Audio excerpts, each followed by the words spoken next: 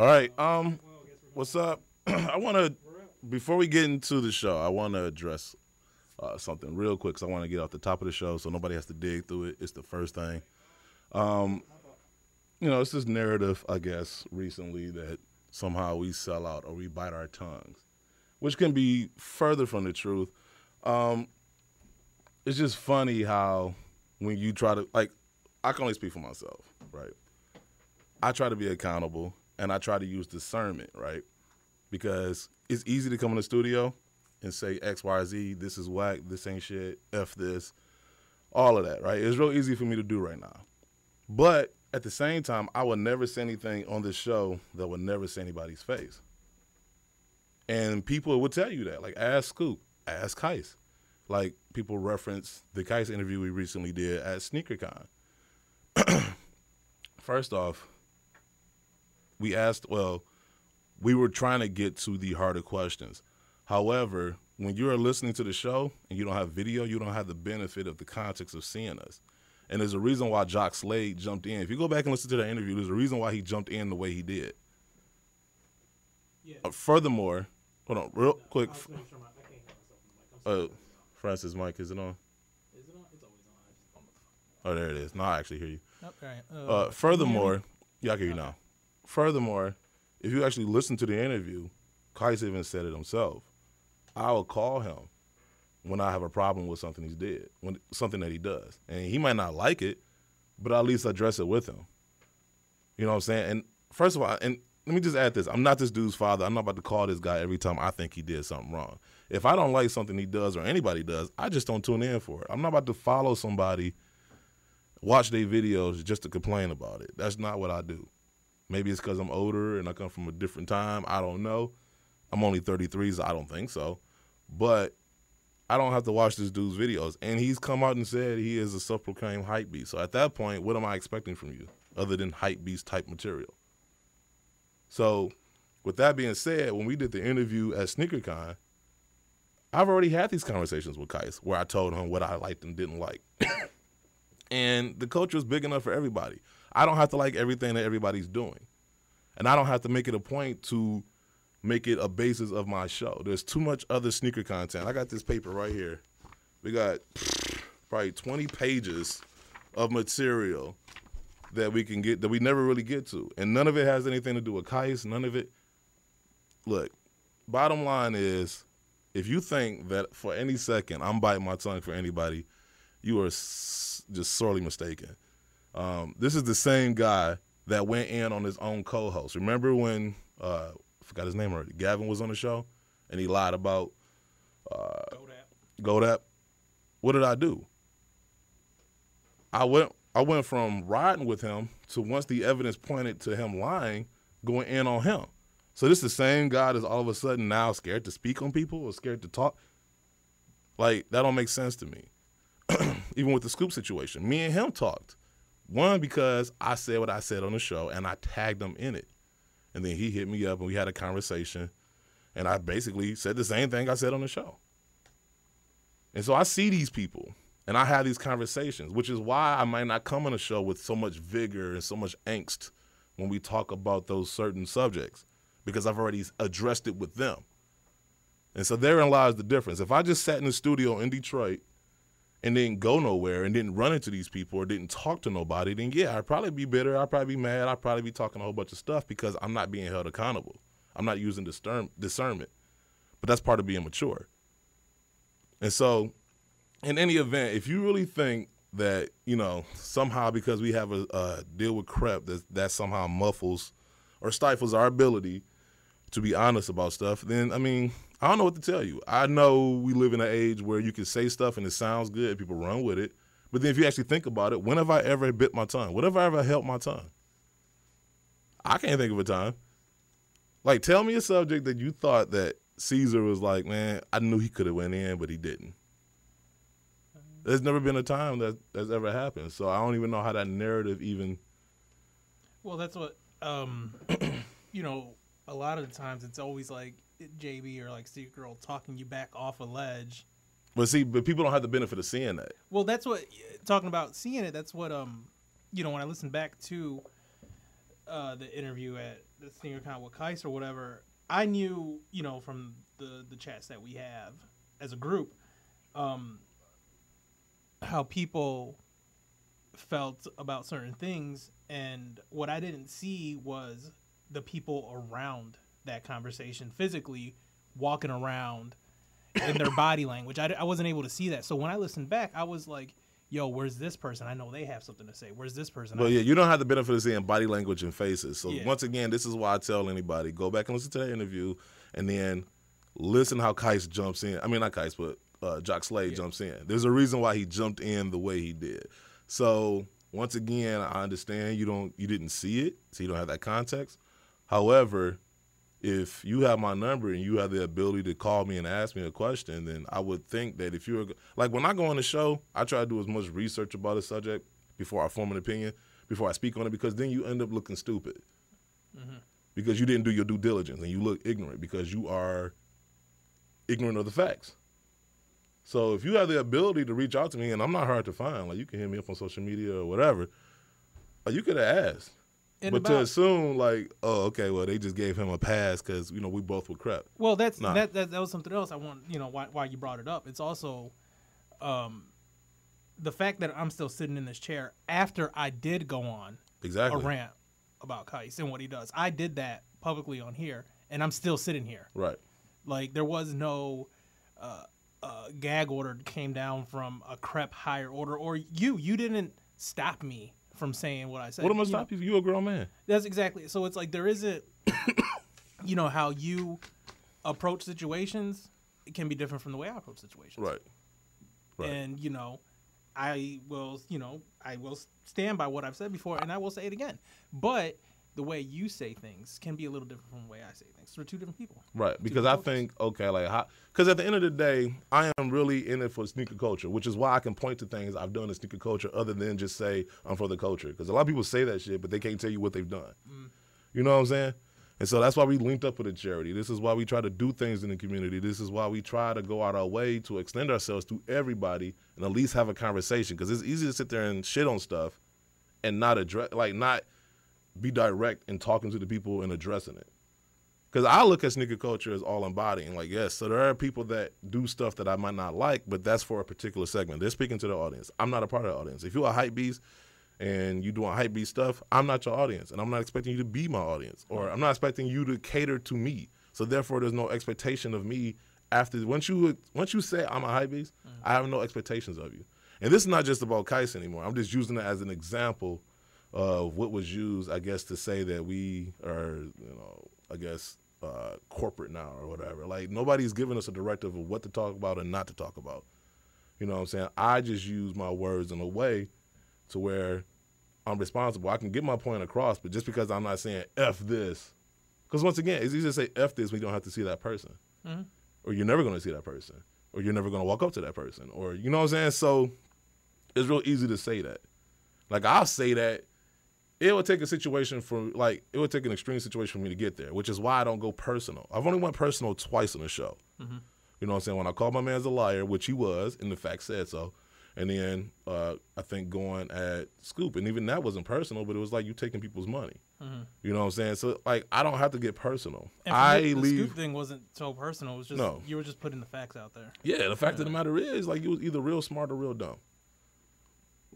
And you being real smart means you was in on it. And being real dumb is you're not doing your due diligence. But that's neither here nor there. Fact of the matter is, I try to use my platform to better the culture. And I try to use my position. If I do have a problem, my first thought, this is the way I was raised, is if you got a problem with somebody, you address that. You go to that person. I'm not going to come. If I have the avenue to reach out to somebody and talk to them, I'm not going to run to the studio. I'm going to run to them. I'm going to go call them, reach out to them, and say, this is my problem. This is my X, Y, and Z.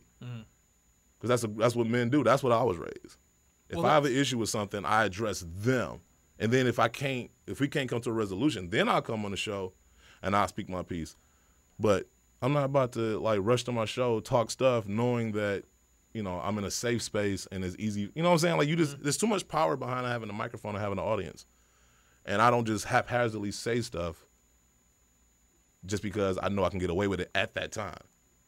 So once again, like, if you think that we selling out or that we're corporate and we're not saying stuff just because we're not as militant and dogmatic, or we don't have, I guess, the same level of righteous indignation in our tone, then, I mean, I just think that's just trivial and fickle, to be honest. Like, that's not.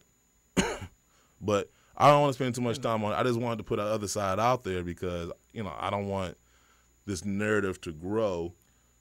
And especially, you know what I'm saying? Like, I mean, if you're going to speak on me, at least come to me and say, hey, C's, we think this. Or why I got to hear from other people, especially if you have my number. You know what I'm saying? And I think that's the inherent difference. Like, if I have your number and I got a problem, I'm addressing you. I'm not going to go on my show. Like, going on your show, like, that just seems, I mean, that seems borderline punkish to me. Because you run into your show instead of running to me. If you have an issue with what I'm doing.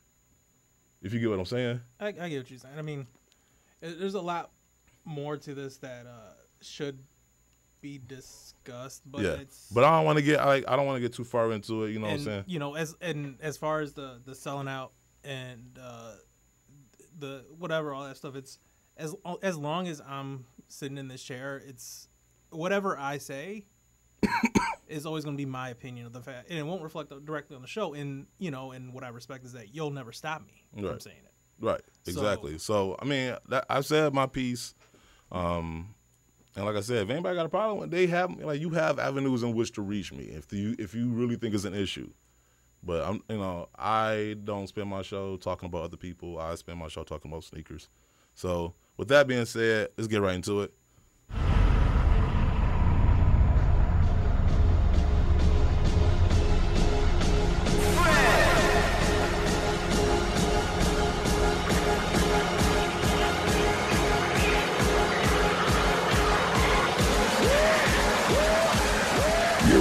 Listening to the Sneaker Box. Oh shit alert, Louis clothes, calling when it's I don't know if it's just because I just addressed what I just addressed or if it's the music, but I'm like extra hype right now. Like, and I ain't had no coffee, so like, thank God, right? Anyway, this is the Sneaker Box podcast with Sneaker Bar Detroit, a part of the Crepitech family. What is the point of spending all that money on your shoes if you're not going to keep them clean long enough to get your money's worth? Practice safe stunting. Go to crepitech.com and get your shoes some protection. Also, real quick, make sure to follow us on social media because, like I said, we're going to start doing daily giveaways. Well, not daily giveaways, but throughout the week we're going to start doing giveaways. We're going to give away crep. We might be giving away some shoes sometime soon. Wait, we got shoes to give away? Yep. We got these Can I have Air Force Ones. We're going to give these away. Size 15s? Yeah, size 15. You know, we should do that. Like, honestly, like, you know, if anybody knows the struggle of... We should just give away 15 exclusively? No, not exclusively. I think we should do one giveaway where we show love to the people with big feet. Because I am part of that community. So, I think exclusively would be funnier. I think it would be. Like, I wonder how many phone calls we get. Just alienate. Just to give people... a glimpse of how you feel on a daily. We should do a shoe countdown. So size 15, size 14, size 13. We'll pick a different shoe. Yeah, we should try to make that happen. I like it. You know what I'm saying? Like, yeah. So look a heads up for that. We're gonna be doing that in the future sometime soon, and it ain't gonna be like some whack shoe. Like, it ain't gonna be like some Hirachis or something. It's gonna be something dope. Like, so I think we need to just give out like Monarchs left and right. No, we could. Do you have them in my size? No, that'd be the one size we don't have. Damn. I guess I should introduce myself in case you don't know, because, you know, I was gone for a week and I might have forgot about me. I totally forgot who you are. I know. We had to fight for my chair. Like, I was like, he actually. Can I do the introduction? Go ahead. Ladies and gentlemen, you're listening to Dexter there you from go. Alexandria, Virginia. What? I know. Yeah. Surprise. What? I sent that guy crap. Thank you. I know I mailed it to myself. I should have seen the look on my postal worker's face. And he was like, wait a minute, what? But anyway, in case you don't remember, I am the African Caesar. All hail Caesar, Emperor of Rome, monarch of the Roman Empire, ruler of the world. Hail Caesar! Hail Caesar! Also, y'all know that I got my right-hand man on my left-hand man, Francis. Looking good, Francis. Well rested. Like you've been pitching, not catching. I'm pretty rested. rest of this nice rain. Did Guru ever get back to you as far as where he's at? No. Oh my God, I have something tells. I have this sinking feeling in my stomach. Tomorrow's gonna show up where you have nothing from Yeah, Toronto. nothing. But anyway, if you're listening to us and you're on social media, make sure to follow us on Instagram at @thesneakerbox_podcast. You can follow us on Twitter at @thesneakerbox_, and you can follow us on Facebook by looking up the Sneakerbox podcast page. And if you'd like to talk to us live on the podcast today or any other time, you can call us at toll-free 888-799-5267. Also, too, I guess I should plug this. If you work in retail, because it's funny, because I have people tell me stories, and I'm like, send it to me, because I'm not going to remember this. But if you work in retail, send us your crazy customer stories or release date stories.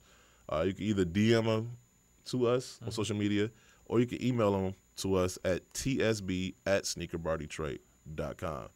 Do you only want like shoe-related retail, or could it be Victoria's Secret as well? Okay, I want to keep it shoe-related as far as right now. Maybe Victoria's Secret too. I'll forward them to you. Shoes and I'll yeah, forward those okay. to you. I'll sift Excellent. through the Thank you. emails. You'll look through the pictures and then send them out. Are stories the only thing we want slid in our DMs? Or can We take pictures. Man, Yeah, y'all. pictures. I'll take pictures. We'll take pictures. If they want to send pics, fine. I mean, I'll send the bad ones to y'all, Thank you. and I'll keep all the good ones for myself. Hey, you're married. I'm not. I'm married. Which she don't know. I heard it, but no. Well, something else I was gonna say too. Oh, I want to address one more thing before we get to the Fab Five. Recently, people have said, and this is what I consider constructive criticism. Like, people have said, we want you guys to do more sneaker talk. Mm-hmm. You know, they feel like we've gotten away from that, and you know what I'm saying. And I will acknowledge that. Mm-hmm. You know, but I like just understand from our position, we talk about sneakers all the time, and sometimes, you know, you just kind of want to not talk about sneakers because you talk about it so much. But you know, enough people have asked us to get back to that, so we'll try to incorporate more and more sneaker talk like we used to back into the show. You know, so that to me is the constructive criticism. But those people actually reached out to me and said that. So I listen to a lot of sneaker podcasts. I did that with the air quotes. Yeah. And a lot of them don't really stick to sneakers. It's like, define sticking to sneakers, because a lot of them go off on sports tangents that last for 20, 30, 40 minutes. So is that I know still that's one of the sneaker? reasons why we got rid of sports. Is that still sneakers? Like, define, like, I guess sports is. That's what I'm like. I guess sports has a marriage of sorts with sneakers, or but I mean, I just put it like this: like, we hear y'all, you asked for it. This is what we're gonna do. You know what I'm saying? We're gonna get back to the sneakers. So, hope you're happy. One of us will be. I know. Not Anyway, here to make anyone happy. no. Anyway, Sneakerbox Fab 5 releases from the previous week. Fab Five. Fab Five. The Fab Five. The Fab Five. The Fab Five. Top five, top five, top five. Saw it in my dreams. 555. Brought to you by Sneaker Legends, Detroit's newest sneaker spot. Missed out on your favorite sneaker release? No problem. Just make your way down to the store located at 1033 Howard Street in Dearborn, Michigan, or you can look up the inventory of the latest and greatest sneakers on their website at sneakerlegends.com. And they've upgraded their inventory. Yeah.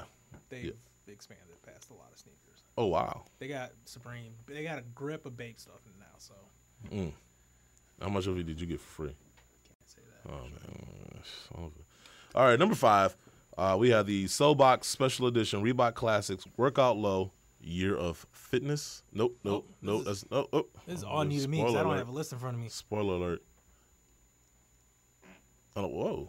What was was the that? mic. No, I don't know. That was I like Apples. this. I like earlier to keep me regular. I like this shoe. Sometimes I feel like nowadays everybody's going for like doing the most on the shoe, and sometimes less is more. These are simple. These are clean. It's mostly white with the gum bottom, What but is the it? white upper is like some type of towel-like material. What is it? You just popped the picture. You didn't tell anybody what I it did. was. I said the Soulbox Special Edition Reebok Classics Workout Low Year of Fitness. I fucking wasn't listening. See, you wasn't listening. You just farted. That's what I you was like. You I couldn't was hear it over your own defending fart. myself.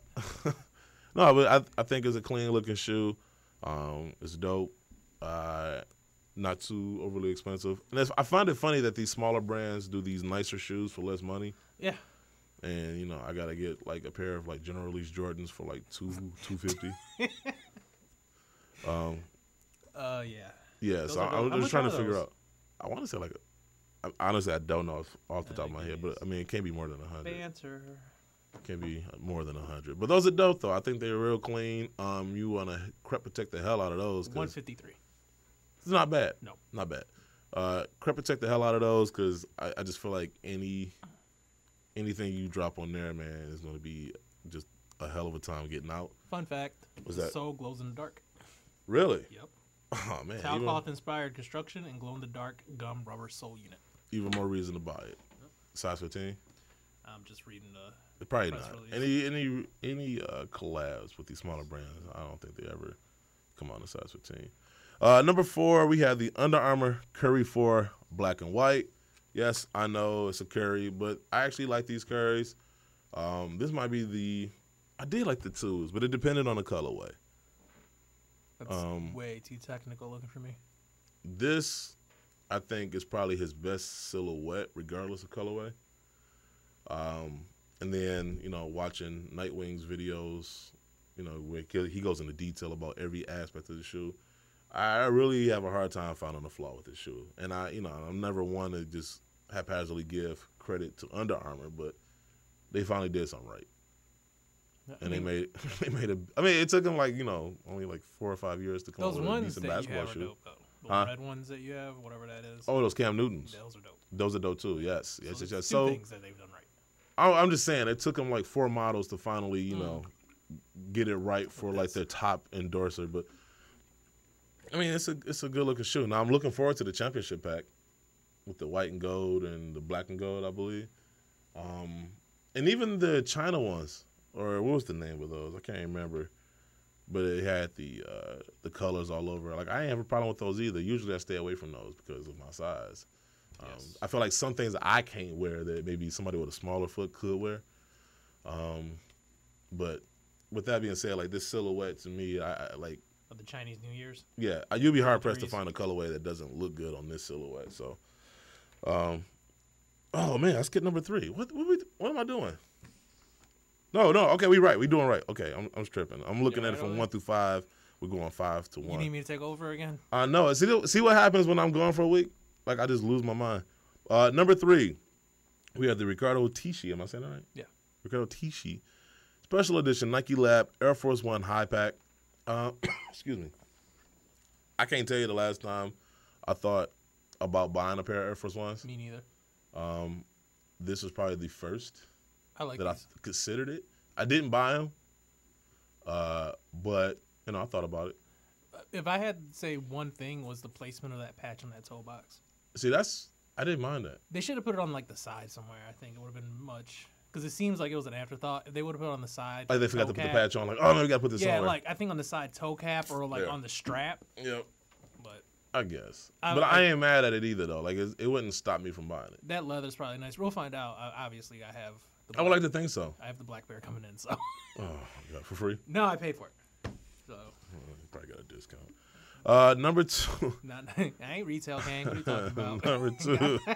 I spent $10 over retail on those Sainers, and it took me like 4 days to get over it. Oh my God. Number 2, we have the New Balance 998 Northern Lights. I tried my hardest trying to find these, knowing damn well they didn't come my size, but I still put in the effort in looking. Shout out to Premier Skate. They actually had somebody doing some research for me up there, and I called up, and I think the biggest they could find was a 14 anywhere. No insole and church size. Huh? No insole and church size. Man, no, I am a 15, like in insole or not. Like I am a size 15, dead set. Like there's no going down. Pause. Whoa. But yeah, that shit was dope. Like I mean, New Balance. I feel like New Balance, especially with them being made in America. I feel like they get overlooked a lot when we Yes. talk about sneakers. Yes, I'm a big New Balance fan I am because too. they make stuff in America, and that stuff is quality. And honestly, I would say one of the beauties of doing the show is that it forces me to look at a lot of shoes that I probably would have never looked at, and I become a fan of a lot of them. Baller brand. Like I was never a fan of Asics, Diodora, New Balance, before we did the show. Like it was just like Jordan, maybe some Diodora puts Adidas. out great. Diodora. Diodora puts out great shoes. That eye just does not exist Nah. in your world. Wow. All right, and number 1, we have the Oh, our drummer showed up. Hey. And he's walking out. We have the, am I saying this right? Pomb? Yeah, it's like. Yeah. Is it supposed to be P-O-M-B or Yeah, is it just supposed to be Pomb? Let's go P-O-M-P. Okay, P-O-M-B, Special Edition Air Jordan Retro 1 High OG Latino Heritage Month. Yeah. I slightly looked over to you because I figured anybody in the room would know it'd be you. Yeah. What is the artist's name? No, is that the artist's name? It's pronounced Gordon. I didn't even say it. I don't got a sheet. I got the drop without even saying it. I didn't even have a chance to missay it. Dudo Noso. I think the dude is Misspeak Brazilian. it. Or I don't So know. that's I can't even talk to that. Portuguese. Let's see. That's because he's been all over the world like 5 times. Yeah. Did he pronounce it right or did he know? I don't know. I have no. Even if he did pronounce it wrong, I would have no clue. Itudinoso. Yeah, there you go. It's Portuguese, right? It's Latino of some sort. Yeah, okay. I'm pretty, LHM. Wherever they are, like that's yeah. You know that one country, Latino. Yeah, that Latino country. It's down just south of Tijuana, somewhere. All right, that's as far as you make it is Tijuana usually. Well, yeah. There's the. Have you seen in Tijuana? They have the zebra show. No. Yes. It's like on the street. You can get a picture taken with the zebra. It's actually a donkey that they've spray painted with stripes. Yeah. Tijuana's a wild place. You ever been to Hong Kong, Tijuana? No. It's like. Where's that? It's in Tijuana. It's a strip club called Hong Kong that's attached to a motel. Oh, no, I missed that one. Oh my. Yeah. Okay, here's a bit of trivia for you since we're talking about Tijuana. Yes. Do you know where the Caesar salad was created? Tijuana. You are correct, sir. Who would have thought? Yeah, no, it's totally not an American Really? thing. Yeah. There were a couple of brothers from Italy that had a restaurant in San Diego, and because of prohibition, they moved across the border into Tijuana, and they opened this restaurant up, and they created Caesar salad. I just feel like we just caused a few car accidents just now. I think so. I feel like a couple people were driving and then just fell asleep. I think it's because of the zebra conversation. I mean, so if you feel like, going down to TJ, becoming degenerate, go to Hong Kong, get yourself a motel room and a Caesar salad. I would lift the sheets or the blanket first and look under the sheets for black spots. They give them and to things. you when you pay for what you want. They give you a towel and your blanket and a robe and stuff like at the door. Well, this is what you've read about. Oh my Yeah, god. I read about it. Sneakers. Don't look at my Yelp reviews. I know. Here goes another bad review. Ugliest release of the week. Oh, and those Jordans sold out extremely fast. I'm not surprised. Super ugly.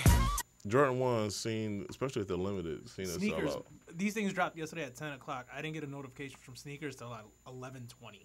I'm just saying, usually, well, the picture's already up there. Ugliest release of the week is the Nike Little Posit 1 Vamposit.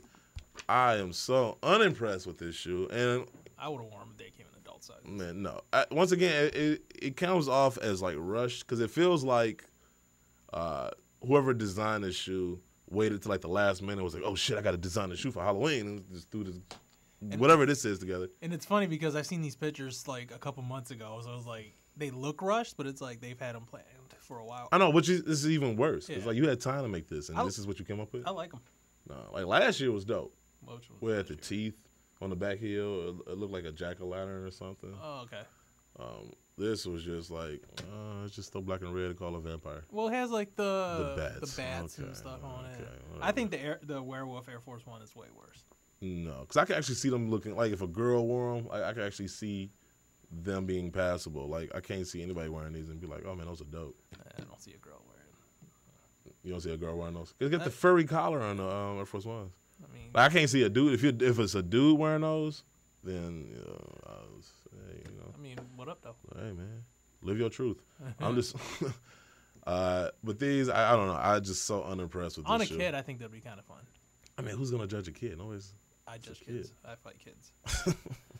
Like a kid can wear Payless. You're not gonna be like, oh, look at that kid. Like other kids might, but Broke boy. I'm not looking at That him. broke boy, get out of here. Oh, God. Oh my God. All right, let's get to some news real quick. We got a number of things to get into, like Carmelo.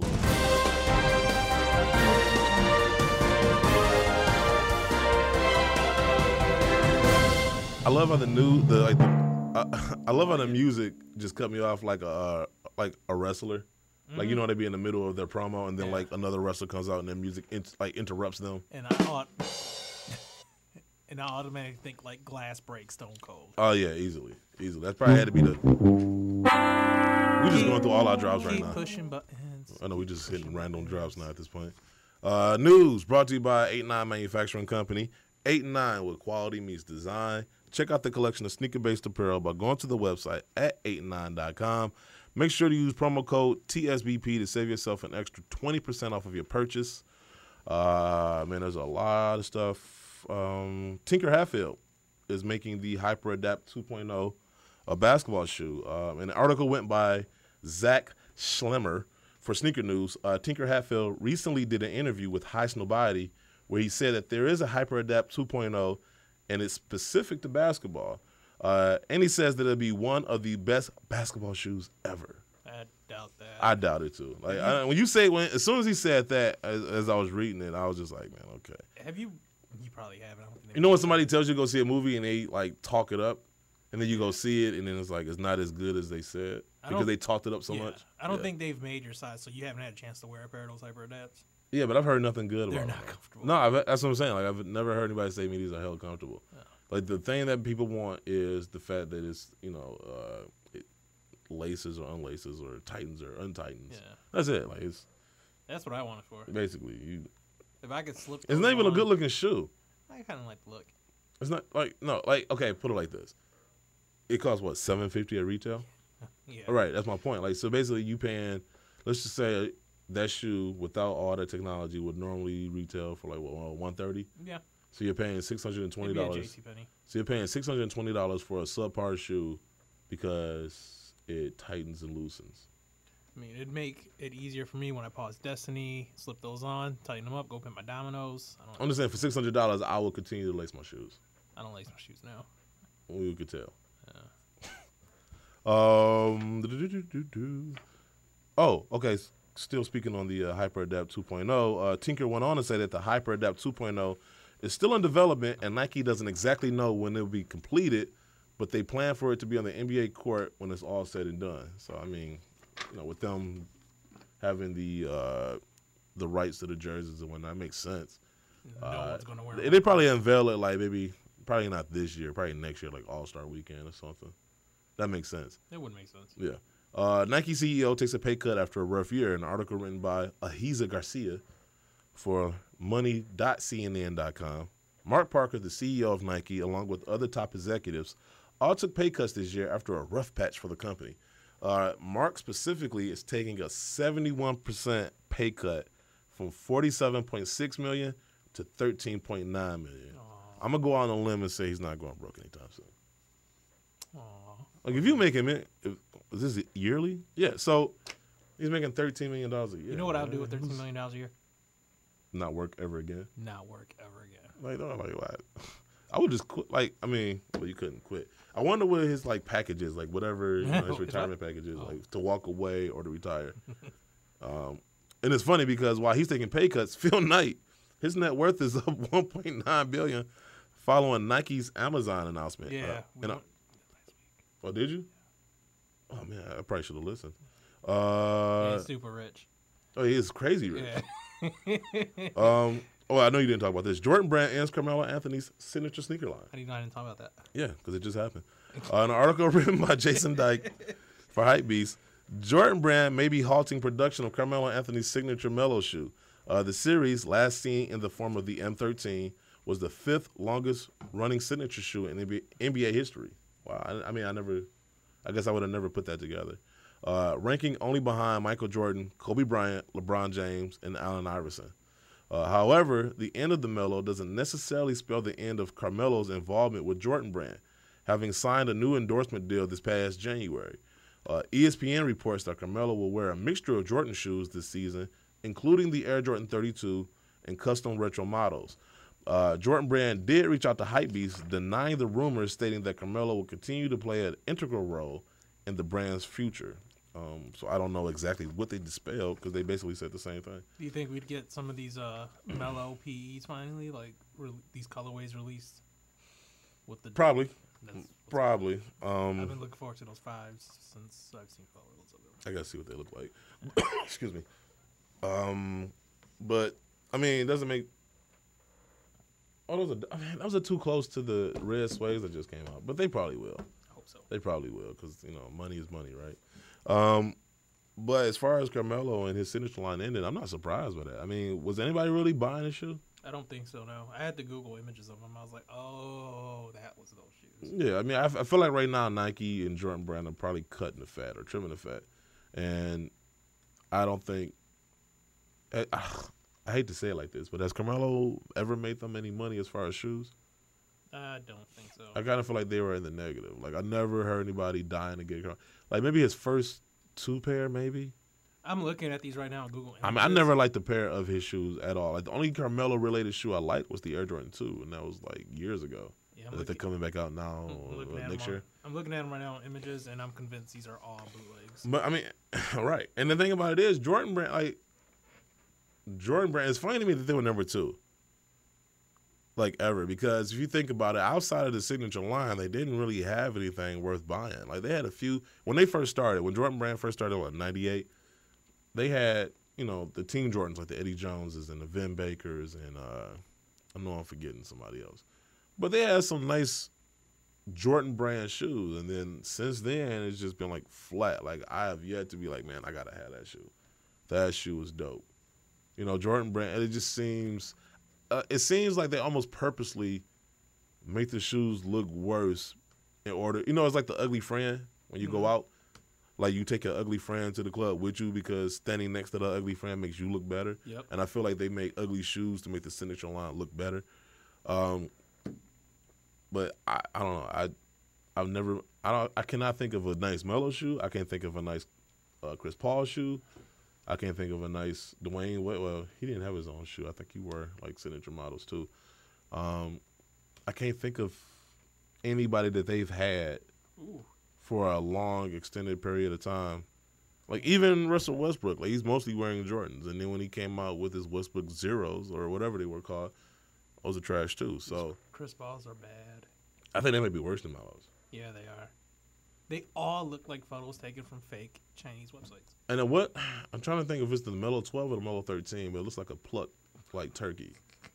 Like, you took the quills out and the feathers out, and it's like it looks bizarre. And I don't know who thought that was a dope shoe. Like, because that had to go through a chain of command. And, like, so the designer had to make it, and then whoever's in charge of him had to sign off on it. And Carmelo had to sign off on it, I guess. So I'm like, all y'all saw this shoe, and nobody objected.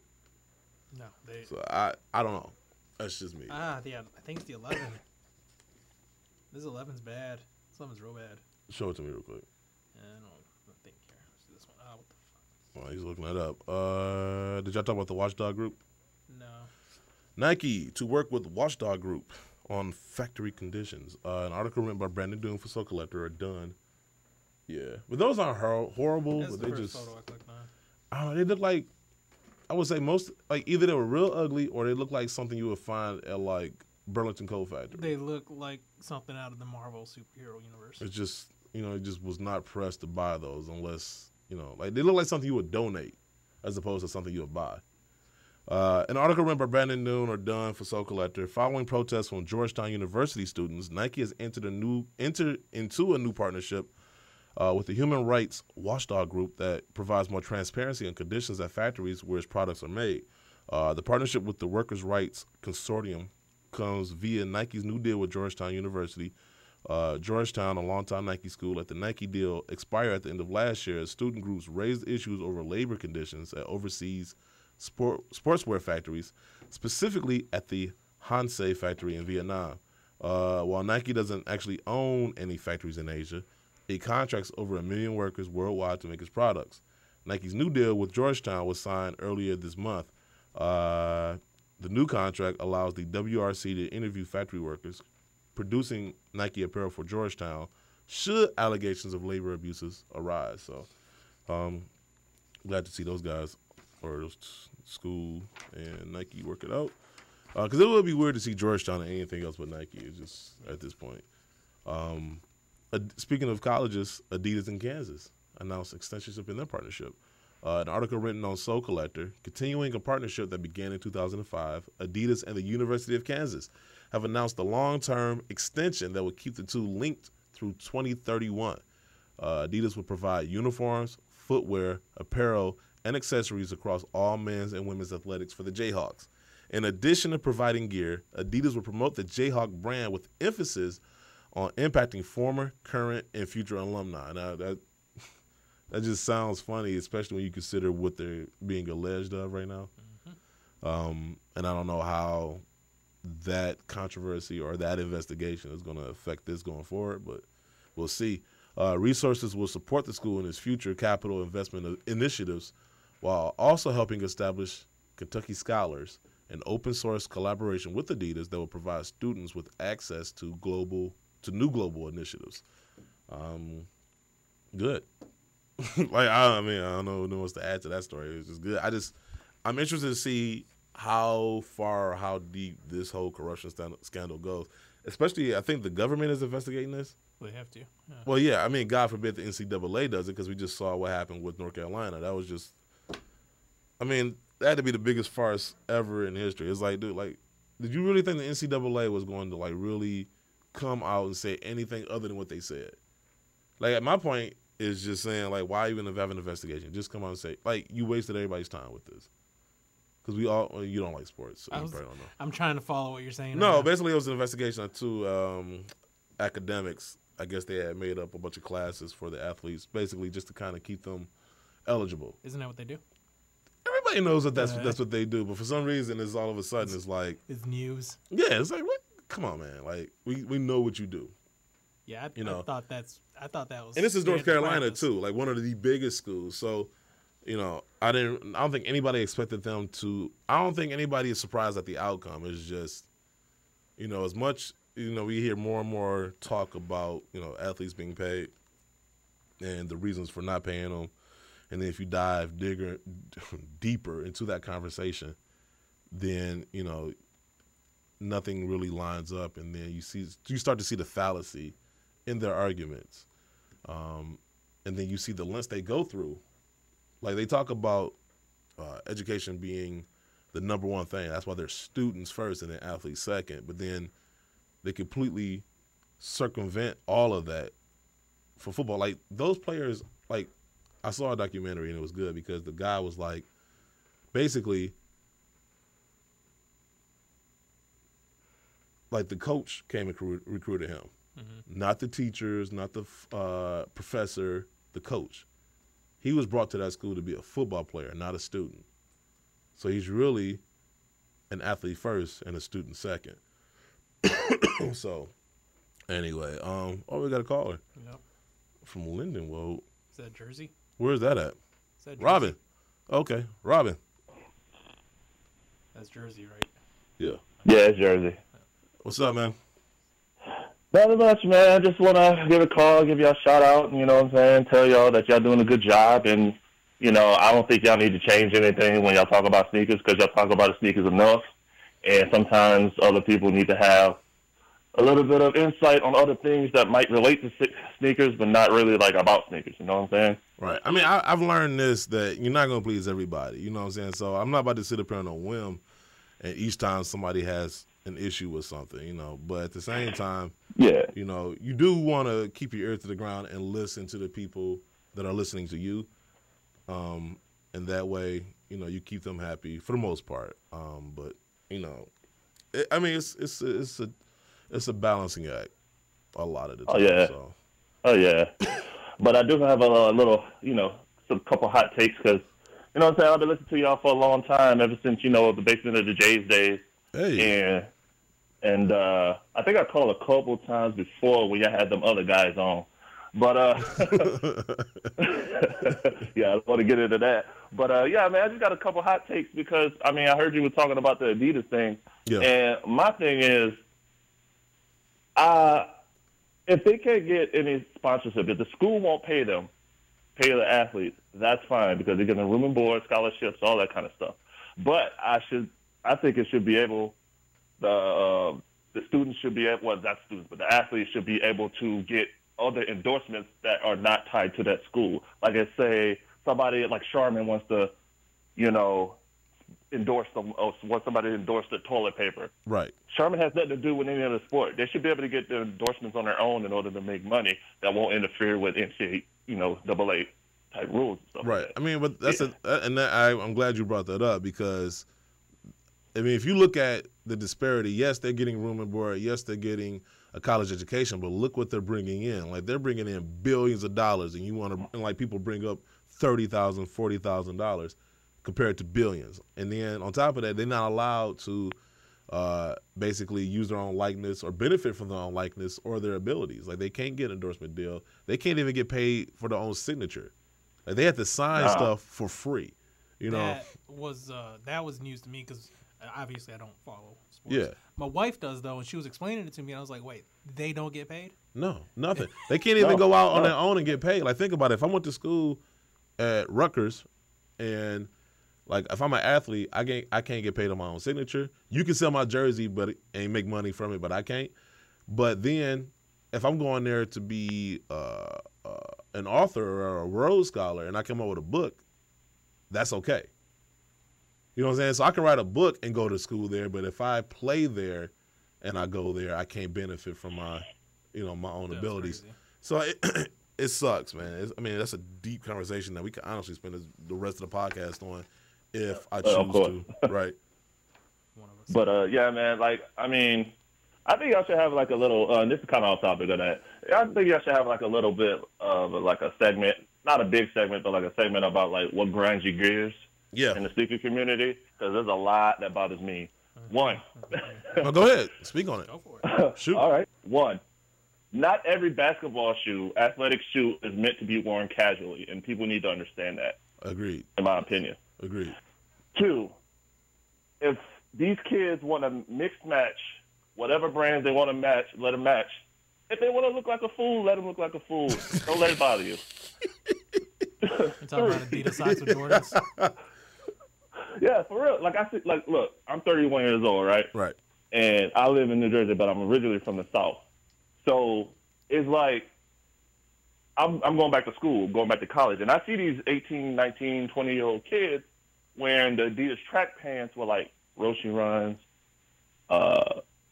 and whatever else kind of, like, Jordan 1s or whatever else you can wear with them, you know what I'm saying? Mm-hmm. And depending on the colorway, it kind of looks tight. If you take the brands out of it, like the actual aesthetic, because the way the track pants, because I own some myself. Right. But I just feel weird, like me personally, that I can't do that because I know there's people like me and older that look like, they just look at me and say, hey, why is this guy wearing Adidas track pants with Jordan 1s? Isn't that crazy how that only applies to sneakers? Because no one's looking at a dude that's, like, wearing a Givenchy sweater and being like, oh, you're wearing Levi's? And the Gucci belt. Yeah. Right. No, and I get like, you. It makes no sense to me. Like, for real, it really doesn't make any sense. If people want to do that, let them do it because we do it in everyday life. I could wear Levi's with a Champion hoodie and Nike shoes. No, nobody says anything. I agree with you on. I agree with you on that. I think for me personally, like, it's funny because we just had this debate in Atlanta, like, amongst ourselves, and like, first of all, like you said, like, I choose not to wear cross brands like that, but then and I say it like in jest, like this is a rule, but I'm not serious about it. But you have people out there who are so dogmatic where, like, they are actually upset. Are you talking about JB? When they see it. I mean, I don't even think JB takes it seriously. I think you talking about Umpman Bostic? Oh yeah, Umpman Bostic. Like, that's an inside joke. Shout out to OG Sneakers, because he's like 70, so he pulls rank on Jumpman now. Oh wow. Yeah, long story. But anyway, I think that some people take sneakers way too seriously, and they, like, in their mind there are actual rules to this, and I to me it depends on the subject. Like, at the end of the day, man, we all just trying to have fun. Like, True. You know what I'm saying? I mean, go ahead, wear the Adidas socks and track pants with Jordans, but for the love of all things holy, do not wear two different shoes. Yeah, like, that's where I draw the line. Yeah, I have funny. That's weird. Yeah. Like, if it's a funny conversation for the show, that's one thing. But, like, nobody's about to get mad. Like, I'm not gonna get mad and not talk to nobody because how dare they wear Adidas track pants with Jordan 1? Like, that's such a dumb. But you wearing two different pairs of Jordan 1s on your foot, and I may fight you. At one point in time, that was cool. Like, when you wear different colors. Like you'll wear like the Chicago ones and the bread ones on one. You know, I used to wear my clothes backwards. And So like really, We're right. That's what I'm saying. Like, look where we come from. It's like when I wear I my used to wear my clothes backwards. So I mean, what are we talking about here? Real talk. But that's called perspective. oh, and it's like when I wear my my dock sides with my Dockers. Oh, okay, yeah. You know, totally does not work. All the white middle-aged listeners we have are just like, yeah. They're like shouting at their radios right now because Are you calling me middle-aged? somebody's finally speaking for them. I am the voice of the well-dressed, well-attired. You are. You're the voice of their choice. That's what you are. We have You know? we have seen you at SneakerCon with the jackets. That is quite the ensemble. I'm jealous of the jacket. I know. I want my own jacket now. Anything else? Any more hot takes? All right. What is he got? Oh yeah. Let me see. We just turn this to the Robin show all of a sudden. No, man, because a lot No, of it's stuff funny. is Go common ahead. sense. Another one is I hate when people complain about shoes sitting because Oh, you could complain about it if they sitting, but guess who's gonna scoop them up? People like me and people Yep. like who actually want the sneaker. You know what I'm saying? So and then Like when 3 years Caesar can't from get a now, size they'll be like, hey, I wish I 15s. would have got those because that colorway was kind of hot back in the day, and now like these pastels are coming back in style and all this kind of other stuff. So I mean. You Dude. lose. That's what I think about it. dude, I'm so glad you brought that up because I posted this yesterday. The Air Jordan 16 CEOs are coming out, and they're going to be hella limited. And as far as I think J23 app posted it, like it's going to be like one store in the entire country. In Indiana. Something. Yeah, it's like I saw that post. Yeah, and I know that these shoes were manufactured, and all this other stuff way in advance before now. However, rumor has it that going forward, Jordan Brand is going to start limiting a lot of their shoes because in response to one, them being knocked from number 2, and they think it's going to add more value to their shoes. But then 2, people started complaining. Like, people complained about Jordan sitting, right? No, they complained about not being able to get Jordans. Remember the Air Jordan 1 Chicago fiasco? Yep. How nobody was able to get that shoe? How resellers took over and bots and all this other stuff. People complained for days, months, years about not being able to get the shoe. This is messed up. Why don't they make more pairs? Well, what do? They make more pairs to undermine the resellers, to give you more of an opportunity to get the shoe, so much so that you can get them for less than retail on sale. And y'all complain. You complain. Yeah, I don't understand this. If I'm Jordan Brand, yes, I feel a certain way, but as the consumer, this benefit me. It's a win for us, man. Right. I don't It's a even win. understand. Like, so I get mad when I hear people say, well, they sitting, so like now it affects them liking the shoe. And then to me, it's like, well, you're not really a sneakerhead. You are a hype beast. Shut up. You know what I'm saying? Like, just follow the trends. Let the people who actually like the sneaker get the sneakers. Yep. You know what I'm saying? Like, Jordans are dead now. Like, and let's remember too, Jordans didn't always, even when Jordan was playing, they didn't always sell out. There was Jordans. Remember when they first retroed the 1, 2s, and 3s? They sat on shelves. Yep. It wasn't until the 99, 2000 that people started picking back up on them. Then, matter of fact, the original Air Jordan 1s went to outlets, which is why when they came out with the band ones, they went to the outlets. So it's a lot of, I guess, fickleness on You know our what it part. comes down to? What's It's that? money. That's what it is. It's all about money. Because if they feel that they can't make money from it somewhere down the line, they feel like it's worth nothing. Their value in their Exactly. eyes goes down. Right. It's And all about money. I honestly think it's that, and I think for a lot of people, it was never about building a collection. It was about being able to say, I have these and you don't. You know what I'm saying? And Right. and if that's the reason why you collect sneakers is to like stunt on people, I mean, that's part of it, but it should be like a fun part of it, not like a serious part of it where you are solely buying sneakers based on your abilities to say, you don't have these, I do, ha ha ha. Like, and if I've heard, I'm not gonna say no names, but I've heard people say, like, these shoes are sitting and I don't really feel them no more, and I'm like, what type of stuff? Like, honestly, for me, the whole city of Detroit could be wearing the same shoe. If I like the shoe, I like the shoe. Like, it doesn't matter, right? And they usually are. Yeah. So I mean, I don't Especially know. if you like change your style with it too. Is everybody wearing the same type of thing? Because you know what? I'm gonna throw in this fit with this shoe because I know nobody else is Exactly. wearing this to kind of make the shoe stand out. You know what I'm saying? Yeah. Because you know me, I mean you don't know me. I don't know but you. I know I you. like the Tell- You said, I know. Robin just said, you know me. Yeah, We know you. We're getting to know Yeah, you we're because getting you've to been know on the show for like a half hour. Yeah, that's cool. But No. you know, I practice space stunting, so you know. Hey, that's What can you do with that? Hey, I can't do nothing with that. But I tell you what I will do though. We will send you a Crep Protect care pack courtesy of our family at Crep Protect. So I'm gonna bounce you back to our producer, and he gonna take your information, and then we'll send you a Crep Protect care pack. And you know what? And because you know what I'm saying, we had a dope conversation, I'm gonna throw in the New Era hat protecting as well. Oh, look at that. Oh, dope. I don't even got that. Nope. See? Haha. I need to go check my P.O. box. I know, you got it. I know. But thank y'all, man. Thank you. It was a good conversation, man. It's just like a lot of hot takes I just been wanting to get off my chest because Hey, Anytime. a lot of stuff just Call in, Nick. Call in. We're here every Saturday from 11ish to like Yep. 1ish. So, yeah, make sure you hold on. We're going to switch you back to our producer. He's going to get your information. Roger that. Yes, sir. All right. Bounce over And to then we got Joe from New Hartford. Is that Connecticut? No, New York. New York. Okay. What's up, Joe? How's everything? What's going on, Fab? Not much. Just want to talk about what your opinions were on the sneakers being limited or supposed to be going limited next year for Nike. You think that's a good or a bad thing for the sneaker community? I mean, we just kind of talked about it. But, yeah, I think it's a bad thing in terms of people who actually want the shoe.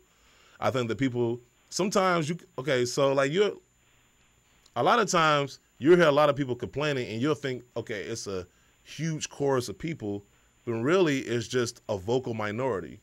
And I think the people that were doing the most complaining were probably either resellers or hypebeasts. And so they did all this complaining and the brands are hearing it. And then you couple that with, once again, Jordan Brand being bumped for number 2. I think it's put them in a state of panic, and so they're like, okay, well, we gotta. I think in people's minds is that like when you limit something, it increases the demand for the shoe, and therefore it gives it a air of value. You know what I'm saying? Right. And so I think in their minds, the shoes become more valuable if they go back to making them limited and making it harder for people to get. But once again, who does that benefit? It benefits them. Good point. And it benefits resellers, but not people that actually want the shoes. And I'm gonna be honest with y'all, since y'all asked for this. Now, I'm not saying you, Joe, but I'm just saying in general, since people ask for this, next year when shoes are coming out limited and people are complaining, I don't want to hear it. Like, I honestly, I'm telling you right now, I do not want to hear it. They gave y'all what y'all wanted. Y'all had the ability to get them. Y'all had the ability to get them on sale, and y'all still complain. Y'all fickle. I agree. And it's like, keep your complaints. I'm going to tell you right now, I'm going to use every advantage I have to get the shoes I want. Mm-hmm. I'm just going to be upfront with you. You know what I'm saying? I agree. I mean, but that's the whole thing with sneakerheads. I love it right now because certain sneakers I like, and I can get them on sale. Why not? I mean, I'd rather pay $150 for a pair of sneakers that are $190 retail if I know they're going to sit for a couple weeks. That's the good old days from back in the day when you can just buy a sneaker and it's sitting there and you can just buy it on sale. But you got a lot of the younger generation, not to say just them, but just people in general that want to buy sneakers now because they're limited and, they're all about Instagram showing their sneakers. I'm more about I like the sneakers because it's nostalgia for me. So that's my biggest thing is being able to get them because I want them, not because they're limited or because I can show them on Instagram, if you know what I mean. Right. And I show my shoes on Instagram, but I attach a story to it. Mm-hmm. So, there's a connection. Right. You know what I'm saying? It's not just, hey, look at my shoe, the same shoe that like a million other people have. And, you know what I'm saying? It's like, no, but this is what makes the shoe an individual or what makes it centered to you is the attachment you have to it.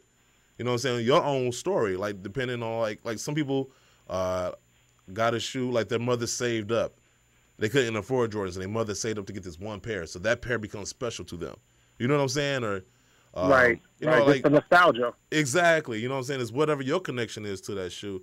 And I think that's what makes it unique. And I agree. That's what draws me to Jordan. To be honest with you, I mean, I'm older, so I remember back in the '90s. Most people couldn't afford them. If your mom wasn't getting them for you, you weren't getting them. So now that I'm older, you go back and try to get all the ones you remember from back in the day. So you know what, I got to get that one.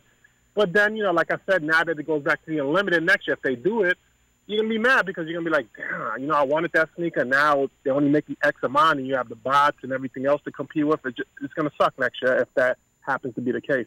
Right, and I agree with you. I mean, I don't understand how that makes it better for us as the consumer or as sneaker collectors, sneakerheads, whatever verb you want to give it or adjective.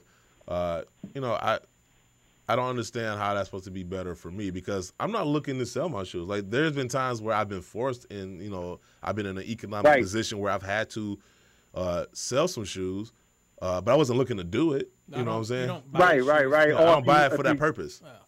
Correct. Or if you just had them and, you know, you used your use out of them and, you know, they're not being used anymore, then you say, you know what, let me give them away to somebody for a good price and just get whatever I can offer them. But the people that, like you said, buy them, they're fresh out the box and they're already on eBay the same day, you know what that is. So it's like, come on, guys. Right. And I've probably given away more shoes than I've sold.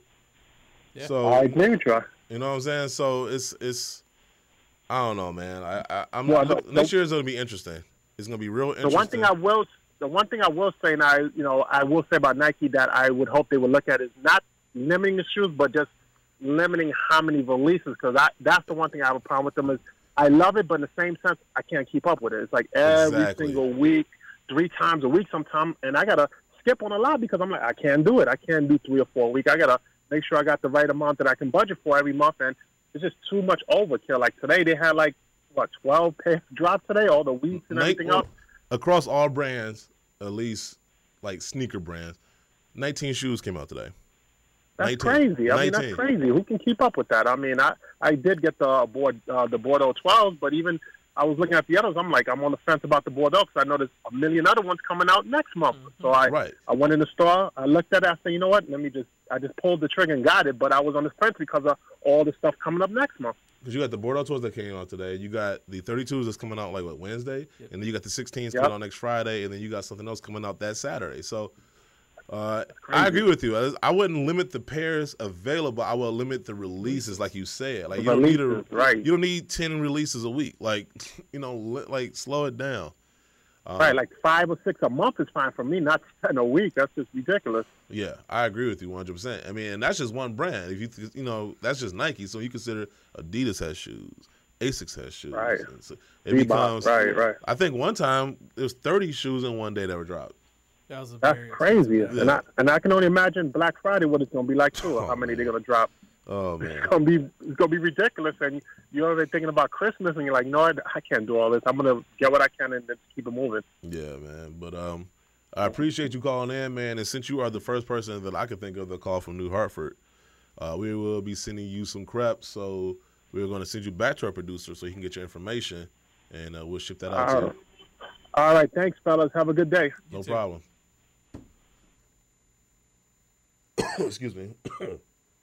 I mean, next year, like I said, I am not about to apologize for nothing because I'm telling you right now, if I want the shoe, I am going to do what I have to do. Yeah. And, I'm not about to be apologizing for it. If that means I got to, get some connections and I got to use those, fine. Because here's the thing. People complain about people having connections, but if they had them, they would use them. Exactly. That's the part that I always found funny. I'm like, I don't complain about people having connections because it's like, well, how did you get those? That's my first question because I want to know how to get those. You got to put in legwork. Yeah, but I mean, everybody has a connect though. Like you ain't got to be like a big YouTuber or whatever to get a connect. Like you go to your local store enough to where they know you by name and they show you that love, which was what I did. I did that in high school. That's laying the groundwork. Yeah, I would go to Eastland Foot Locker all the time to the point where they knew me, either by name or by face, and they knew I wore a size 15. Mm-hmm. And they were just like, we got you. You know what I'm saying? So I knew I can go there anytime and pick up my shoe. And it goes, it goes the other way with me too, is that I've been buying, collecting, or whatever 15, 16 years. So like I said, people recognize my face. They know I like Air Force Ones. So usually if I'm asking for something that's not an Air Force One, they usually look out because it's like, yo, you never asked for this. That means you really want this. Right. So you got to just lay groundwork. And no one just wakes up one day and has connects. No, not at all. This is so great. Puma signed Selena Gomez. I know people are just dying to hear about this story. I love it. Yeah. People want to hear more about what this entails. I always have to Google how old she is before I say anything. She looks like she will forever look 12. Like she just, I mean, I would isn't she dating The Weeknd or somebody? Yeah, she's dating The Weeknd. I would have a problem. She just, I don't know. I would just feel like I'm dating a child. No, she's 25. Nope, she can get it. But she looks like, I don't know, man. She looks like she haven't even hit puberty yet. No, she. God. Well, that might appeal to some people. But, an article written by Rans Afiaza for High Snobiety. Puma has now tapped global pop superstar. Can we please stop throwing around superstar? I feel like everybody is a superstar now. Like, a superstar. Anybody can be a superstar. Like, if you have the least bit of notoriety, you are a superstar. I swear, like, Selena Gomez is a superstar. Because when I think of superstar, I think of James Brown, Michael Jackson, Madonna, Beyonce. Those are superstars. Like, Selena Gomez would not sit at that table. If we did word association, superstar would not have been the first thing that came to my mind for some of those people. For who? Some people just named off James Brown, Michael Jackson. Now I'm interested. Like, I know it's nothing to do with sneakers, but word association? Yeah. Huh? Real quick. James Brown. Crackhead. God. Oh my God. This dude smoked crack one time, and that just overcomes 40 years of music. I love it. I mean, just I love off it. the cuff, right? I love it. I mean, it's not like OJ where he murdered somebody and that. Allegedly. OJ, amazing. Jesus. Who is it? Is this Selena? It's Selena. No, this is audio from my ride into the studio right now. Oh my God. I guarantee this will be the first and last time I listen to Selena Gomez. But anyway, global pop superstar, and I say that with air quotes. Selena. Yeah. Oh my God, Selena Gomez. It's about sneakers. She got it. Yeah, there you go. No, I'm just really. Oh my God. Oh my God. Can we cut the lights in the studio right now? Just to Caesar is speechless. I know. This feels like the slumber party pillow fight anthem right here. Like this. How'd you know what me and Eric were doing last night? Was it to the song? Yeah. Oh man. I just imagine like slow motion cameras, feathers everywhere, and then you and Eric just throwing pillows at each other. It's the next YouTube video. We're up in our production. Oh my God. Oh, man. And thanks for the wardrobe stuff from Victoria. Secret. You're welcome. You make that talk pop superstar. They make stuff for dudes. Oh man. They do. I wouldn't even know. Honestly, I wouldn't even. I got these underwear on. I'll show you. Oh God, pop superstar. Selena Gomez. She has a long-term partnership with Puma. What's long-term? Like 2 years? I know it was. I know nowadays 2 years is long-term. While the length of the contract isn't listed, Selena will start working with Puma immediately, revolving around designing products and creating marketing campaigns, as she'll appear in the brand's newest campaign for the Phenom, upcoming women's footwear drop. Selena said, "Being part of the Puma family is very exciting for me. Puma has changed the game when it comes to the mashup of athletic wear and fashion. Fucking done right now. It's amazing to see this influence on style and culture, and I'm excited to be a part of it. I am hoping we can create something special together. We already have something cool. We already have some really cool projects in the works." It's amazing how much it sounds just like Selena. I know it does. Truly amazing. It's like she's here in the room with me. Really? I close my eyes. Seriously, I'm on the other side of the glass. I close my eyes, and my fantasy just started right there. There you go. And it's funny. I mean, it's a testament to her producers to make her sound like the way she does on that song. Like she sounds like she chain smokes this nonstop. The only Selena acknowledges. Yeah. Real quick, because man, I wish I could shout them out. I don't have my phone on me. Shout out. But somebody, God damn it, I forgot. I feel bad now. Somebody did hit me up yesterday. I was like, man, can you please do some Yelp reviews? Oh. And I was like, bet. All right, because You're not giving the people what they want. We're supposed to be, no, we will. We're supposed to be in Toronto because of SneakerCon, but, my job and people have lives, families, and other things that, I can't go to SneakerCon. And I will say this, because to piggyback what we talked about earlier, is that we've noticed, man, it's hard to say this. Here's the thing about SneakerCon. We are not there for all the pageantry. Yes, we have sponsorships and we are beholden to do certain things. That is called business. You know what I'm saying? They pay for this, we pay for that. We do this. You got to understand, like, we're there for 4 days. SneakerCon is just 1 day. So we do our due diligence. We record a show there, but we're not obligated to talk about a certain thing or to talk to a certain person. But, of course, being there, being in proximity, you know what I'm saying, you run into people, you talk to people, and that to us is what we go to SneakerCon for, outside of the obligation, is because you do get to connect with people from different cities and different states, different countries. Also get to meet the people. Like I got to meet people from brands like Adidas, Saucony, Nike, from going to SneakerCon. So you know what I'm saying. So there's connections to be made. There's people to meet outside of the YouTubers. Like people think that we go there and hang out with the YouTubers. You look at think about our parties that we had. Who was there? I think the biggest name that was there was Mayor, but that's because me and Mayor actually. I was there. Well, you're there. Yeah. My name was bigger. But Mayor, we actually really kick it, and Mayor is Mayor. Like Mayor is that dude. But outside of that, you know, we see us with the Monday Mid, so you'll see us, you know, with. You don't see us hanging out with like, I mean, not to say we wouldn't, but you don't see us like you don't see Kites at our parties, you don't see Tony D at our parties, you don't see Bull at our parties. You know what I'm saying? They do their thing, we do ours. Not to say that we got beef with them or we're not cool or anything, but we're not out there like hanging off of these people. And even at the sneaker cons, half the time we ready to go. Never that. We ready to go. Cause I can tell you right now in Atlanta, had Crep telling me like, you know, you ain't got to be there, I would have just, man, I would have slept in that Saturday. So we use the opportunity. I mean, anybody that's listening to the show knows we started in Jumpman's basement. And we've grown to the point where we have a studio and we have a sponsor and we are giving the opportunities to travel, like I said, to other states and other countries to do our show. Like, how dope is that? Like, who would turn that down? If given the same opportunity, tell me somebody who would say no. Nobody. No. Nobody would. You know what I'm saying? Like, I'm from Detroit. Like, I grew up in the inner city of Detroit, and I got to go to London, England because of sneakers, because of our show. You know what I'm saying? So I have been given opportunity, and like I said, I use those opportunities to meet people, you know, not necessarily anybody, like, famous or anything, but to just meet people. I like people. I'm a people person. So just be able, like Miss Akila.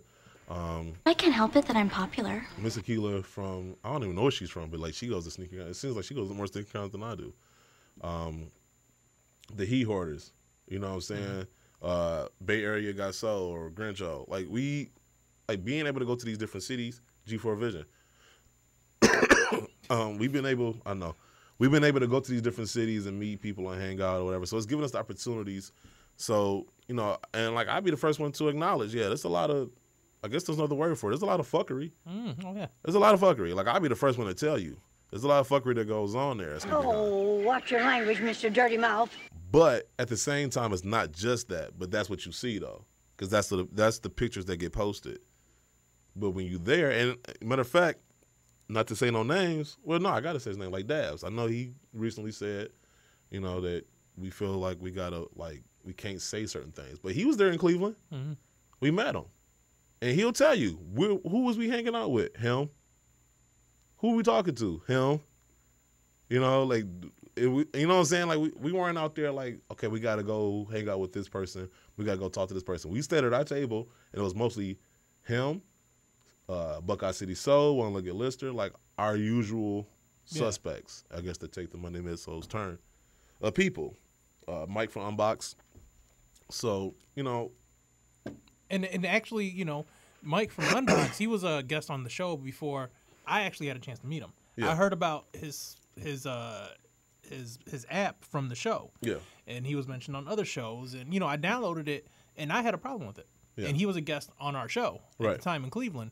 And you asked him? I went in. I told him. I was like, I flat out told him what I didn't like about his app. I told him flat out. You know, I wasn't holding back. I mean, I didn't know him from anything. It was the first time we met him. And after that, he came up and told me, he would say it again. He was like, you told me what was wrong while everybody was telling me how much they loved it. And he was like, I'm going to take what you said and make my app better. But that's called constructive criticism. And you ain't, see the difference, I'm going to cut you off. No. But you didn't wait until we got back in the studio and said, man, Unbox, man, that's whack. No. Is this? It ain't shit. I did it live in Cleveland. No, I mean, but you said it to him, and the way you said it, though, you said it directly to him, and it came off as constructive criticism as opposed to just bitter indictments. And so I think that, I guess I'm stressing that to kind of point out the difference in where I'm coming from as opposed to other people. You know what I'm saying? Because I'd rather address you. You know what I'm saying? If I got to go on a show, then I go. But that's not my first step. My first step is to address you. Now, if it happens to be on the show, even still, I still try to do it in a respectful way where I still get my point across, but I don't have to jump down your throat. Because I want nobody jumping down my throat. If you try to come at me like that, I'm going to get defensive, and I'm tooting you out, and I'm probably going to want to fight. Yeah. You know what I'm saying? So, needless to say, I guess the overall point I'm trying to get to is we are going to start limiting our sneaker cons because, to be honest, like, we ain't got to go to we ain't got to go to SneakerCon Idaho. No offense to Idaho. No offense to Idaho. I'll go. No offense. I like potatoes. But, you know what I'm saying? Like, 'cause on one hand, I do understand the benefits as far as business to going to SneakerCon because there are a lot of people there. However, we don't have to go to every one because I do think it's hurt us as far as quality and consistency. So, with that being said, we are going to begin limiting our sneaker cons. But this is a conversation we have been having for a while. It's something that we've been discussing for some time because that needed to be done. But we needed to fulfill our obligations because we had made obligations up to a point to go to X amount of sneaker cons. So that being said, that's why I'm not in Toronto today. I probably won't be in Vegas. I definitely won't be in Memphis. And that's why I said, as much as I don't like New York. Last time we went to New York was such a horrible trip. I don't want to go back. But because I know it makes sense business-wise, I'm going to go. Because I prefer to go back to London, if you ask me personally. Or even go to Berlin. But, you know. And that's not to say that we won't be there individually, because I may pop up in Vegas. Yeah. You know, it's like I may pop up in Memphis, like, right. But as a whole, as a show, like, we're not going to be at. Yeah, not every sneaker con, because I don't think it benefits, and I don't think it really adds anything. You know what I'm saying? Because what's really happening there, but the same thing sometimes, as far as newsworthy. No, it isn't. I mean, it's cool to catch up with some of the people, I guess. Right. But I mean, and we have fun. I mean, trust me, there's a lot of inside stories and inside jokes we have not told you guys. Most of the fun is had after SneakerCon. It's after SneakerCon. It's like the night after or the day after. I've had the most fun, and I hate people. And I mean, it's and I just be able to sit back, drink, and just like I said. But the opportunities, like I said, even Dallas, like that was fun. Like, I love Dallas. The opportunities, because like I said, SneakerCon was Saturday, but we had Friday, Sunday, and Monday to like hang out, enjoy the city, enjoy the people, and do our own thing. And so that's where it is for us. And like I said, we are trying to, like, I'm not out here trying to make enemies. I'm out here trying to unite the culture and do what's best for it. And if that come across as selling out, I guess. No, I'll never. I guess. I mean, like, I don't know. I just feel like just talking shit does not make you like a sellout. Like, it's really easy to be like, it's real easy to be that guy that hates everything. You're kind of bumming everybody out. I am. Or they are. Take a quote from Game of Thrones, but as long as I'm on this show, I'll never bend the knee to anybody. It's like, I mean, I like to know who I was. Even like, I mean, I wish people heard the conversation me and Crep had, but you know, people really shouldn't be being subservient or anything. But this week in stupid. Yeah, all those drops ready. All of them. I know all these drops ready. Are you stupid or something? I'm as stupid as stupid does. Akron, Ohio man, surprise, shoots a house twice after argument over sneakers. Because that would never happen in Detroit. Y'all did? God. Okay, you know what? Forget it. This week in stupid, I read another story that we read last week. That's what's this week in stupid. So tell me more about how much you listen back to your own show. No, I don't. If I'm not on it, I don't listen to it. We did this one, and we did the sad story of that drug dealer. So that was sad. That was extremely sad. I felt so bad for that guy. He played the piano music for us, too. You should hear it back. I read it in your voice. Did you? Yeah. Oh, I'm so proud of you. Thank you. Yeah. Oh, man. This week, a drug dealer was popped for oxycontin. You sound like Michael Jackson. Oh, don't say that. You do. Oh, man. The only thing I'm missing is, like, I just feel like Michael Jackson had, like, this echo, like he was in this chamber. Added to his way. Macaulay Culkin. My shoulder. Macaulay. What time is it? Because I'm hurting. Macaulay Culkin. Well, you know what? I could just go right to the Yelp 1-star sneaker reviews. Yeah, I didn't do that. I couldn't do it in your voice. I couldn't. I don't even think I have. I think my voices are so shitty, but people think they're so great. So you know, whatever. You like that? Yeah. You like that? So since SneakerCon is in Toronto right now, we were supposed to be there. I figured I would go trying after. to figure out the ETA for if we are there or not. Oh no. Livestock on Spadina Avenue, Toronto. Man, this one. It's a bunch of them. Okay, here we go. I am always a supporter of Canadian or local companies, from Wings and Horns to Get Fresh Company on Queen. I travel to New York often to get my streetwear fix. So I've been checking this place out to see what kind of stuff they might have. all of the streetwear stores I've been to in the U.S. and Canada. Ooh. It's like the second time in 2 sentences he let us know that he's been to the U.S. and Canada. Toronto's like, how far is Toronto from New York? I don't know, like what, a couple hours? Not even. Oh my God. How long? What the voice of God didn't come? I know, like he just took an 8-hour flight to go back and forth, and I've been there several times. Ooh, like Jesus, this guy is so into himself. I've been to the Nike store in San Jose, Costa Rica several times. You don't see me again. Jesus Christ, this one is the worst in terms of customer service. The associates are just so oh my God, the associates are just so socially awkward, rude, and seem so miserable. They literally look like they just hate their jobs but need the money to cop new shoe drops. Yeah. They're always on their phones, talking to each other as if I'm not there. They don't even acknowledge me. I'm like, get over yourself, man. Jesus. Don't you know I'm international? I know. Don't you know I go from Canada and the U.S.? I've been all over North America. Like I said, like I said, I've been here several times. How many times has this dude said that he's been to this location? About as many times as he's been there. Jesus. And it's always the same. Okay, we can say that about a lot of things. I always have great conversations with associates, and I build relationships with them since I frequent a lot of the stores I go to.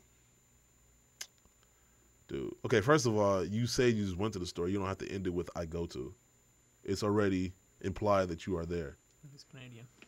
I build relationships. Like he goes there so often, he builds relationships. Jesus Christ. Uh-oh. Look at his neck. You don't have it in front of you. I don't. Listen to this. That same Asian guy. There we go. Oh, listen, this is him, not me. I'm just reading it.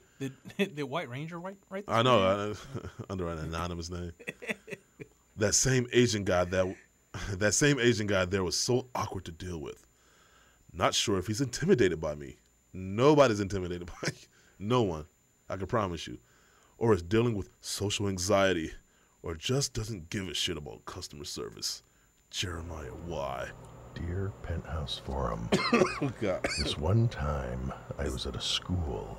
Oh man. When you start off a letter to Penthouse with that, is not going anywhere. Is that why mine never got published? Yeah, probably. Oh. Probably. They probably got sent right to the local police university. office. Oh, my God. Oh, look at it. Listen to this one. Prices here, unfortunately, are rape. But they do have a good selection of kicks and clothing. Like, how you start off your review with being raped, but then go on to say, but they do have a good selection of kicks and clothing. She was raped, but she really liked it. Oh, my God. Yeah, edit that out. Shit. Edit that out. I was in search for Flyknit racers, but the prices are marked up compared to other retailers. Gerald D. Avoid at all costs. They occasionally stock some good stuff, but most of it is mediocre and trash.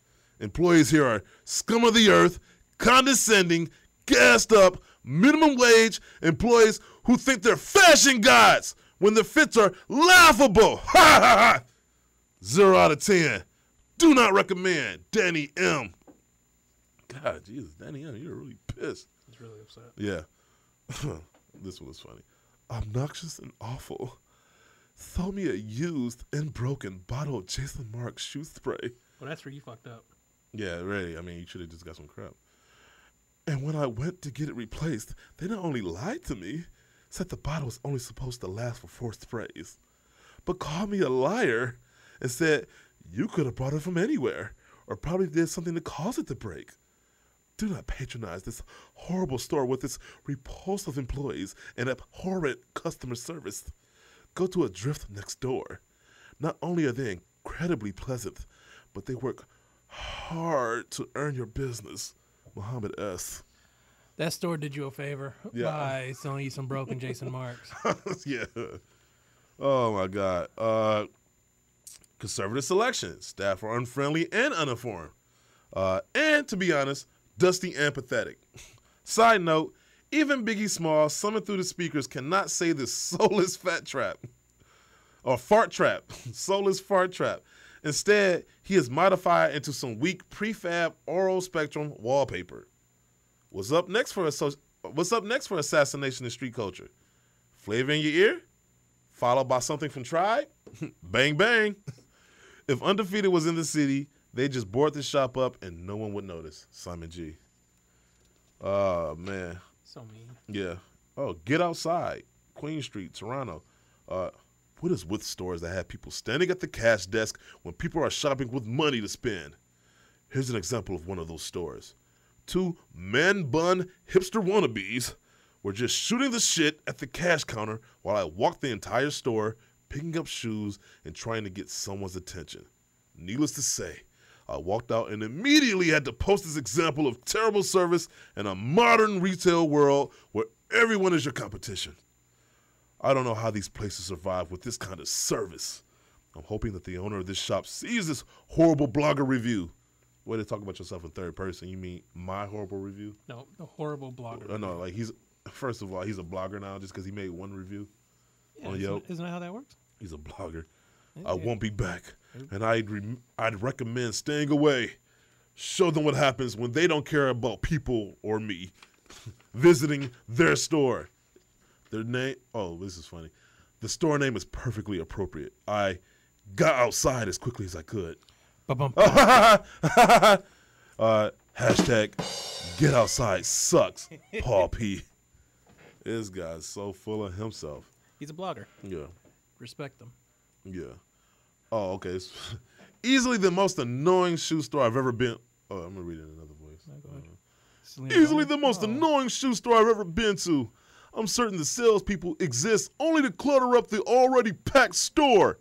Don't expect them to help you find a style. Instead, find what you want and look for a short person staring at the ceiling. That's the staff.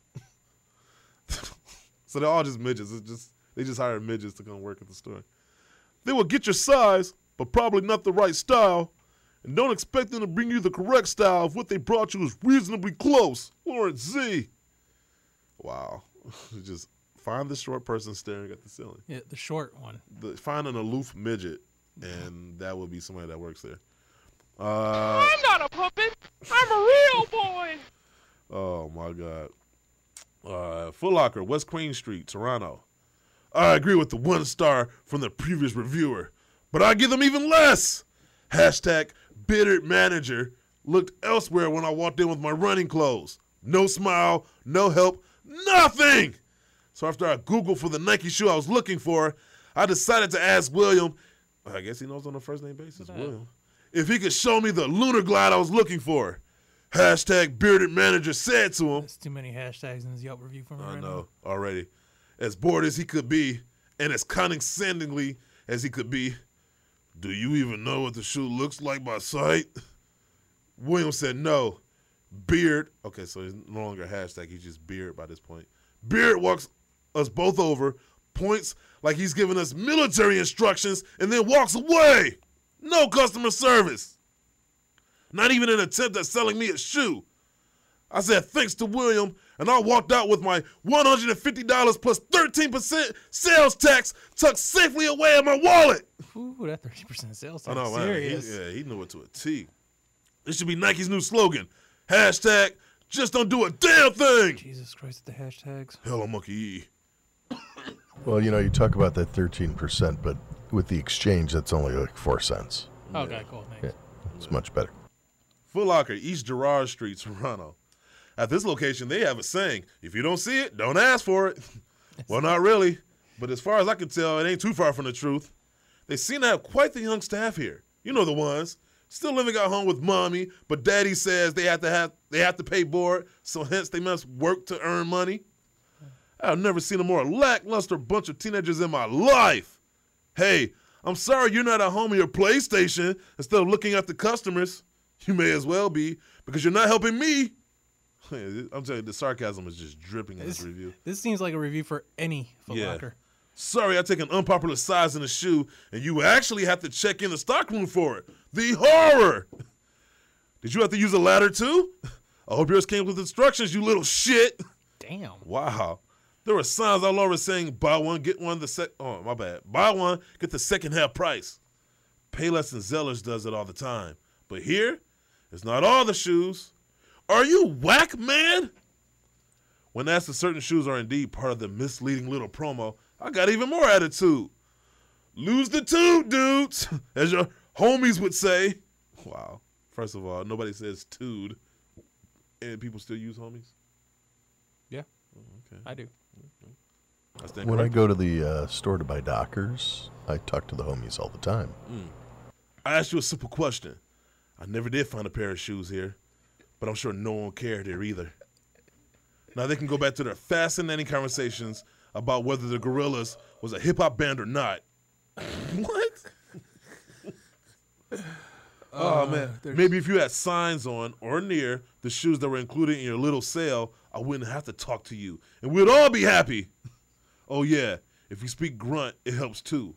Hello and how are you aren't in the vocabulary. Paul S. I would actually pay to have an episode of whatever that complex sneaker shopping show produced with White Ranger. I'm done with that. So get them to the Docker store. Oh, my God. I think we should do it as an adjunct to this show. I think so, too. We can go to the club and have some finger sandwiches. Finger sandwiches. And then we'll have a few beverages, possibly a gin and tonic, or... Is there anything more elitist than finger sandwiches? Well, you know, there may be a few more things. Oh, I always associate finger sandwiches with elitism. They're just the sandwiches that your mother used to cut the crust off of for you. Yeah, but it was still a regular-sized sandwich. Finger sandwiches are like these. The Uncrustables? Basically, yeah. It's Uncrustables. I love Uncrustables. How old are you? 31. Oh, my God. And you're a Selena Gomez fan. Yeah. That explains it. Can we get this complex thing going? How do we get a hold of Joe LaPuma? Does he only speak in sign language? I don't know. I think he only speaks Fight Club. You watched those videos, right? No, I haven't. I'm telling no. He does so much hand movement. Oh, does he? Yeah, that's what I said. Does he only speak in sign language? Oh, so it's like Will Ferrell tells Good Nights where he doesn't know what to do with his hands. Yeah, he just keeps raising them. He to just his keeps. face.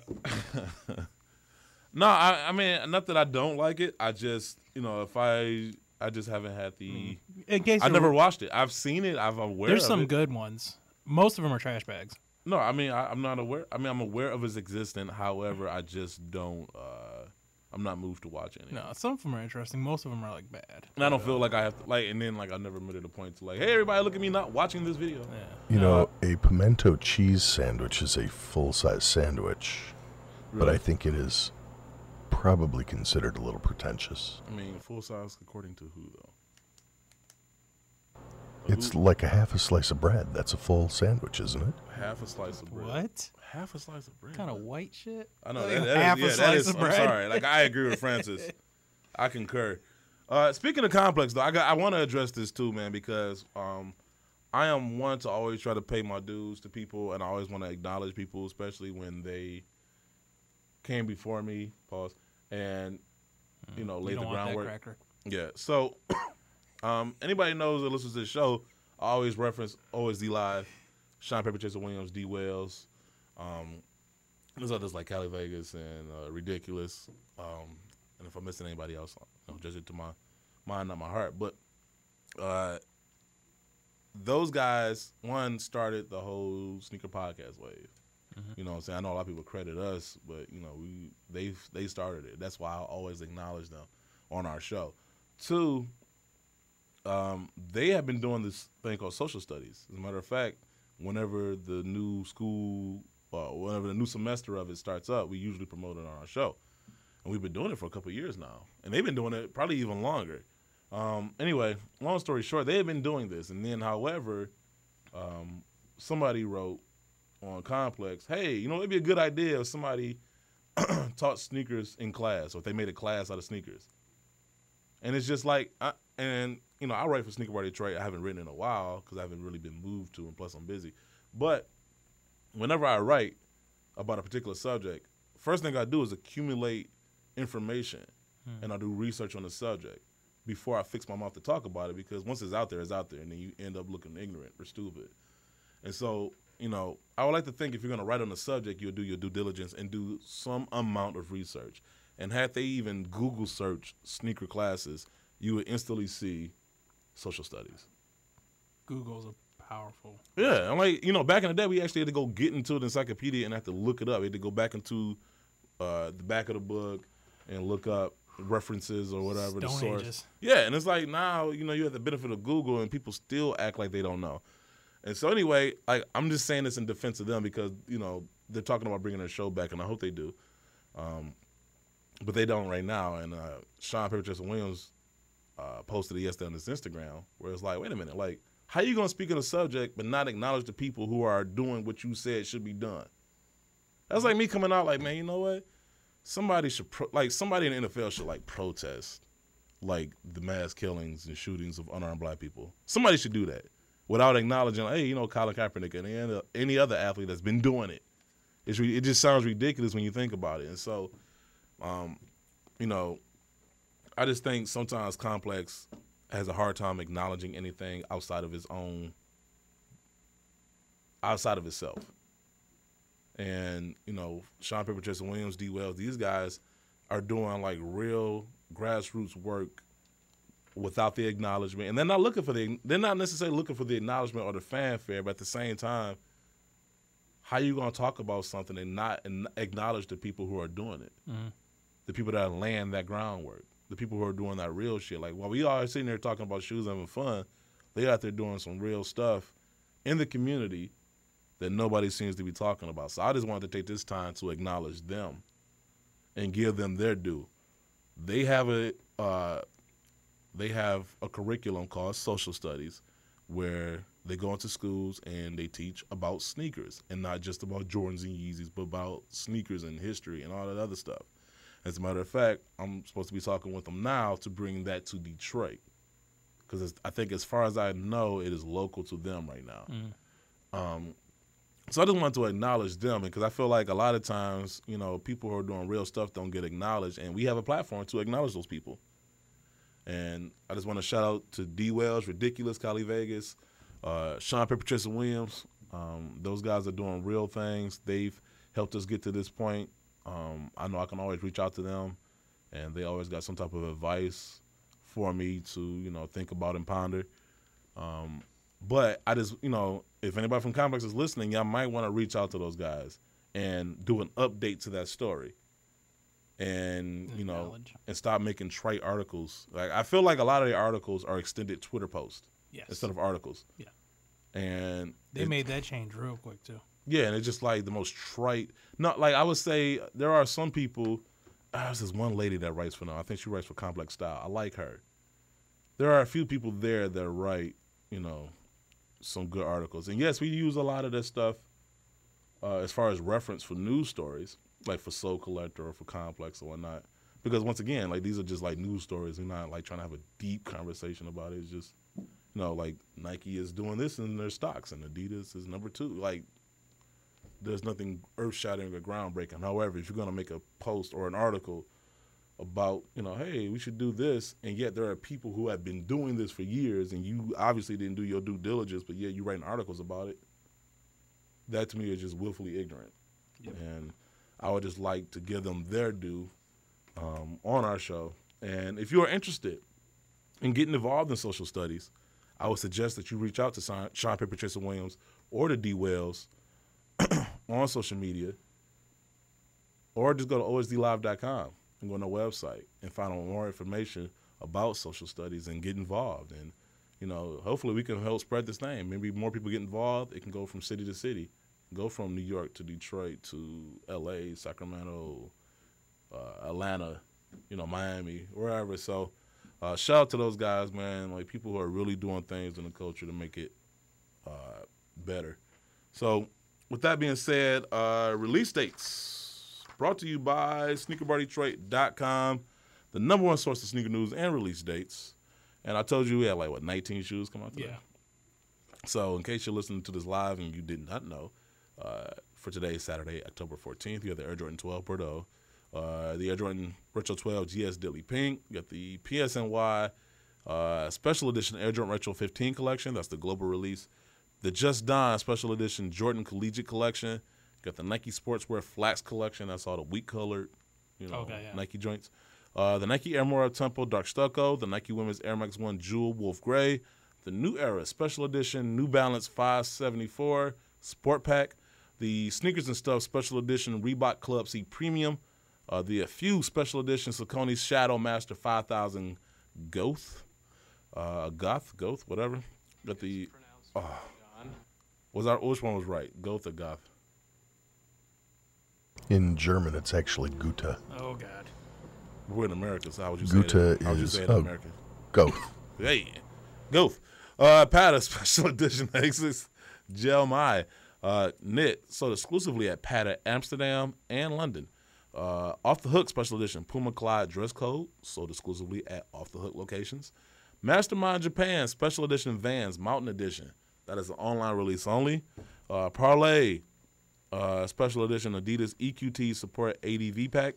You got 2 women's Adidas NMD R2s. That's the gray shock pink and the legend ink. And then you also have 2 women's Adidas NMD R1s prime knit. That is the gray and green night. And then lastly, you have the highs and lows special edition Asics Gel My Submariner. Monday, October 16th, you have the Adidas Speed Factory AM4. That is a London release only. And then you have the Pata Special Edition Asics Gel My Knit, sold exclusively on Pata's website. Tuesday, October 17th, you have the Under Armour Curry 4 More Rings Championship Pack, the Nike LeBron 15 Ghost, and the Gucci Mane Special Edition Reebok DMX Run Gunwalk. Gucci. Wednesday, October 18th, you have the Air Jordan 32 MJ Day, and then you have the Air Jordan 32 Low Band. Thursday, October 19th, you have the Nike Air Foamposite Pro Metallic Gold. You got 2 new Adidas original shoes. You have the AF 1.3 Prime Knit White. I think that's like a boot. And they actually look pretty dope. I'm not mad at them. And then you also have the Adidas original AF 1.4 Prime Knit Black. And I have yet to find out what AF stands for, but once I do, I will let you know. And then also on that day, you have the Puma Day of the Dead pack. Friday, October 20th, you have the Nike KD10 in dark gray, the Nike PG1 Black Gum, the Nike Kyrie 3 Silt Red, the Air Jordan Retro 16 CEO, limited to 2,300 pairs. And you also have the Air Jordan 32 CEO. And then you have the Riccardo Tisci Special Edition Nike Lab Air Force One High Pack. That is a Paris release. Saturday, October 21st, you have the Casina Special Edition Adidas Consortium Superstar Boost, the Sophia Webster Special Edition Puma Q4 collection, the Off the Hook Special Edition Puma Clyde dress code. That's the global release of that shoe.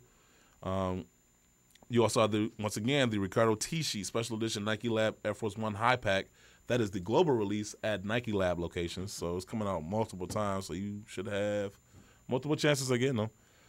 You also have the Villa Special Edition New Balance 247, the Collective.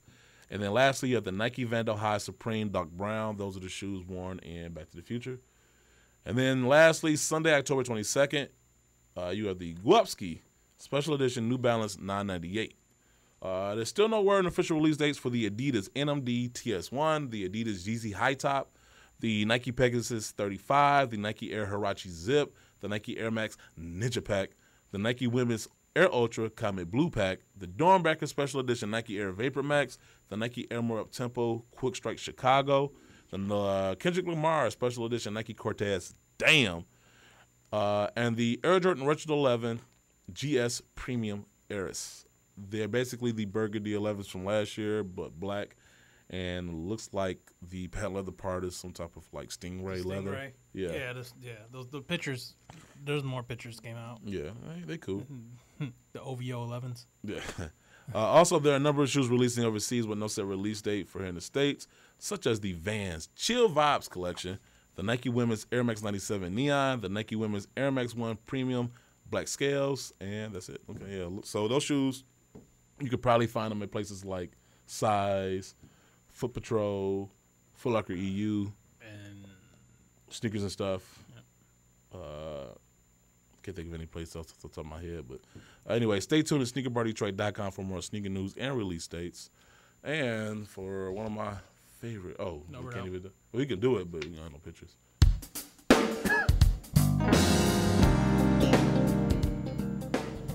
I think you'll add the pictures later. Yes.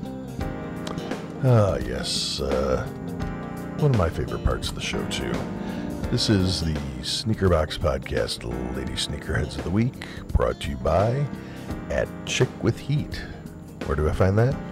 On Instagram. You are correct, sir. It's like you've been studying. I have. I asked Francis, and he doesn't know. No. Every time. Here, wait, let me ask. Francis, where do I find that? Yeah, he's a little slow. Slow. Anyway, Instagram. Ask him this week, and he'll probably have the answer for you next week. Right. Yes, because he got it free listening to the show. Yeah. I got to give some shouts. Got to give a little shout to my little Michael Jackson girl, PYT Killa L. Oh, yes. Also, I have a question for you. What's that?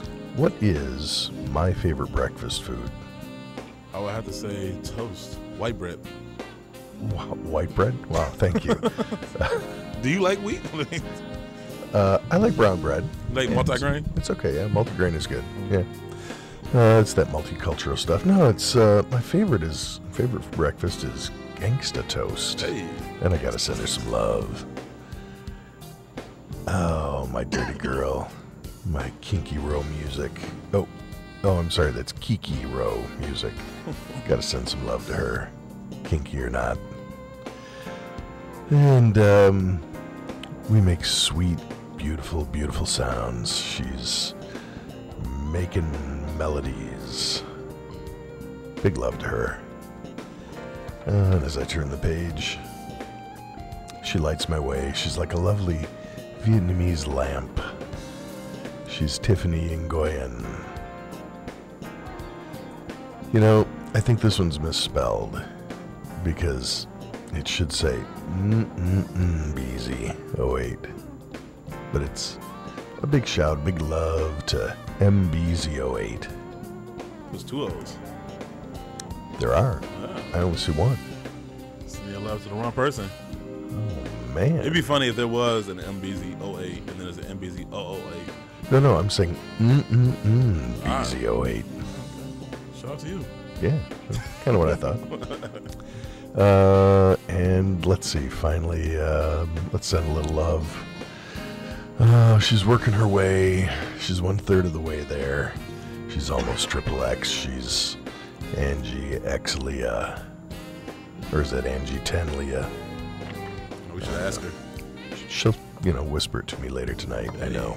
Hi-yo. So those are this week's Sneaker Box Podcast, Lady Sneakerheads of the Week, brought to you by @ChickWithHeat. And again, I'm going to try this again. Francis, where would I find that? Instagram. Wow. It's like you rehearsed. I just knew he was going to say MySpace. I was looking at your face the whole time. It took him like 5 minutes to figure it out. That's all, But, with that said, next week... Yeah, we will not be live next week, but we will try to have a show for you. We're going to work that out. Yes, we'll work it out. Ranger is going to be off to Asia. Carmen Sandiego on again. Yeah, getting Carmen. No, I'm not getting my Carmen Sandiego on. She's too young. I will be doing some traveling, though. I'm going to be in Tokyo, of all places. Hey. Yeah, having a little sushi. Hey, jetting off, taking my best girl with me. How long are you going to be there? Depends. We might spend a couple of nights. We might just go for the sushi. Yeah. Probably about a week. Because, the flight's long. So how long is that flight? Like 14 hours? It is 13 and a half hours. But I got routed on a weird flight. So the private jet isn't making the direct flight. We have to stop in Portland. So looking forward to that. Got to refuel so we have enough to make it there. And then when I get back, I'm like switching languages again. I'll be going to Montreal, so it'll be from Japanese to French. Yeah. Oui, oui. Nice. Yeah. And shout out to don't Tokyo. tell my special someone that's going to Tokyo, but I got somebody else special in Montreal. Look at you. All right. I think you made everybody on the list today jealous, though. And if any of those ladies that are in Montreal or in Toronto want to connect with me, I can always ditch my friend for a little while. So send me something on. What are you laughing at? Like he didn't turn the podcast into like Tinder online. But no, kind of problem with that.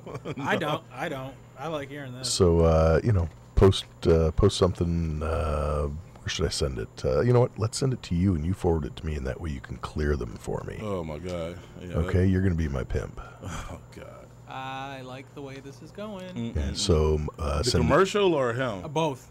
send like it quiet as kept. to... There's a Jersey Subs commercial on TV right now, and he's looking at the TV when he said that. So I was just making sure. So they should send it to TSB. What address should they send it to? Man, send it to Eric at radio. No. Oh my God. But Well, have fun. Slip into our DMs with photos. Yes. Yeah, and I'll slip some photos back to you after we have our little encounters. Thank you. Oh my God. Instagram, do me a favor, shut us down. Shout out. Wow. So then there'll be the Barry White Ranger on Tinder. You can send it there. Shout outs. That's all I got. Oh man. Well, have fun. I gotta go pack. Enjoy yourself. Yeah, thanks. Bye. You said bye as if we're on the phone. Shout outs. Remember to check out our sister show, the Monday Midso, Mondays at 8 p.m. on the Monday Midso YouTube channel. Also, What, we're not on the phone? Oh, you really hung up. Also check out Talking Kicks on Wednesdays at 8 on Talking Kicks YouTube channel as well. Also, shout out to Sneaker Files. They are in Toronto right now at SneakerCon holding it down for us. Along with Guru. Allegedly. We have not heard back from Guru. I haven't heard anything back from him. Maybe it's because he's doing the show right now in Toronto. So we'll see. Also, shout out to the He Hoarders and then the Sohikans. Like they show too. And so shout out to everybody. Also, remember, use Crep Protect, the official partners of the Sneaker Box Podcast, to clean and protect your shoes from anything life or nature throws at it. Get the most out of your sneakers and practice safe stunning. Go to crepprotect.com to get your shoes some protection. Make sure you get Crep Protect, the only brand that protects you from head to toe. And then lastly, Jumpman's not here, but you want to do it? I'll do it. Okay. Jumpman's word. Hate is too great a burden to bear. It injures the haters more than it injures the hated. Coretta Scott King. Man, yeah, so that's apropos for today's show. But anyway, we're going to try to, we're not going to be live next week, but we're going to still try to record a show during the week so you guys will have some content. Otherwise, we'll see you guys the following week. No. Not even the following week. He's going to be gone. So, yeah. So we'll see you guys in November. Well, yeah, we'll have a show before the end of the year at least. Right? Right. We could have a belated Halloween show. Sweet. We're going to be creeping up on this episode 150 by next February. I know, right? Quiet as kept. But anyway, man, we love y'all, man. So, for the people that support us, continue. And for the people who want us to talk about sneakers, hopefully you stick with us. So anyway, we love you guys. We'll see you guys next show. We out. Peace.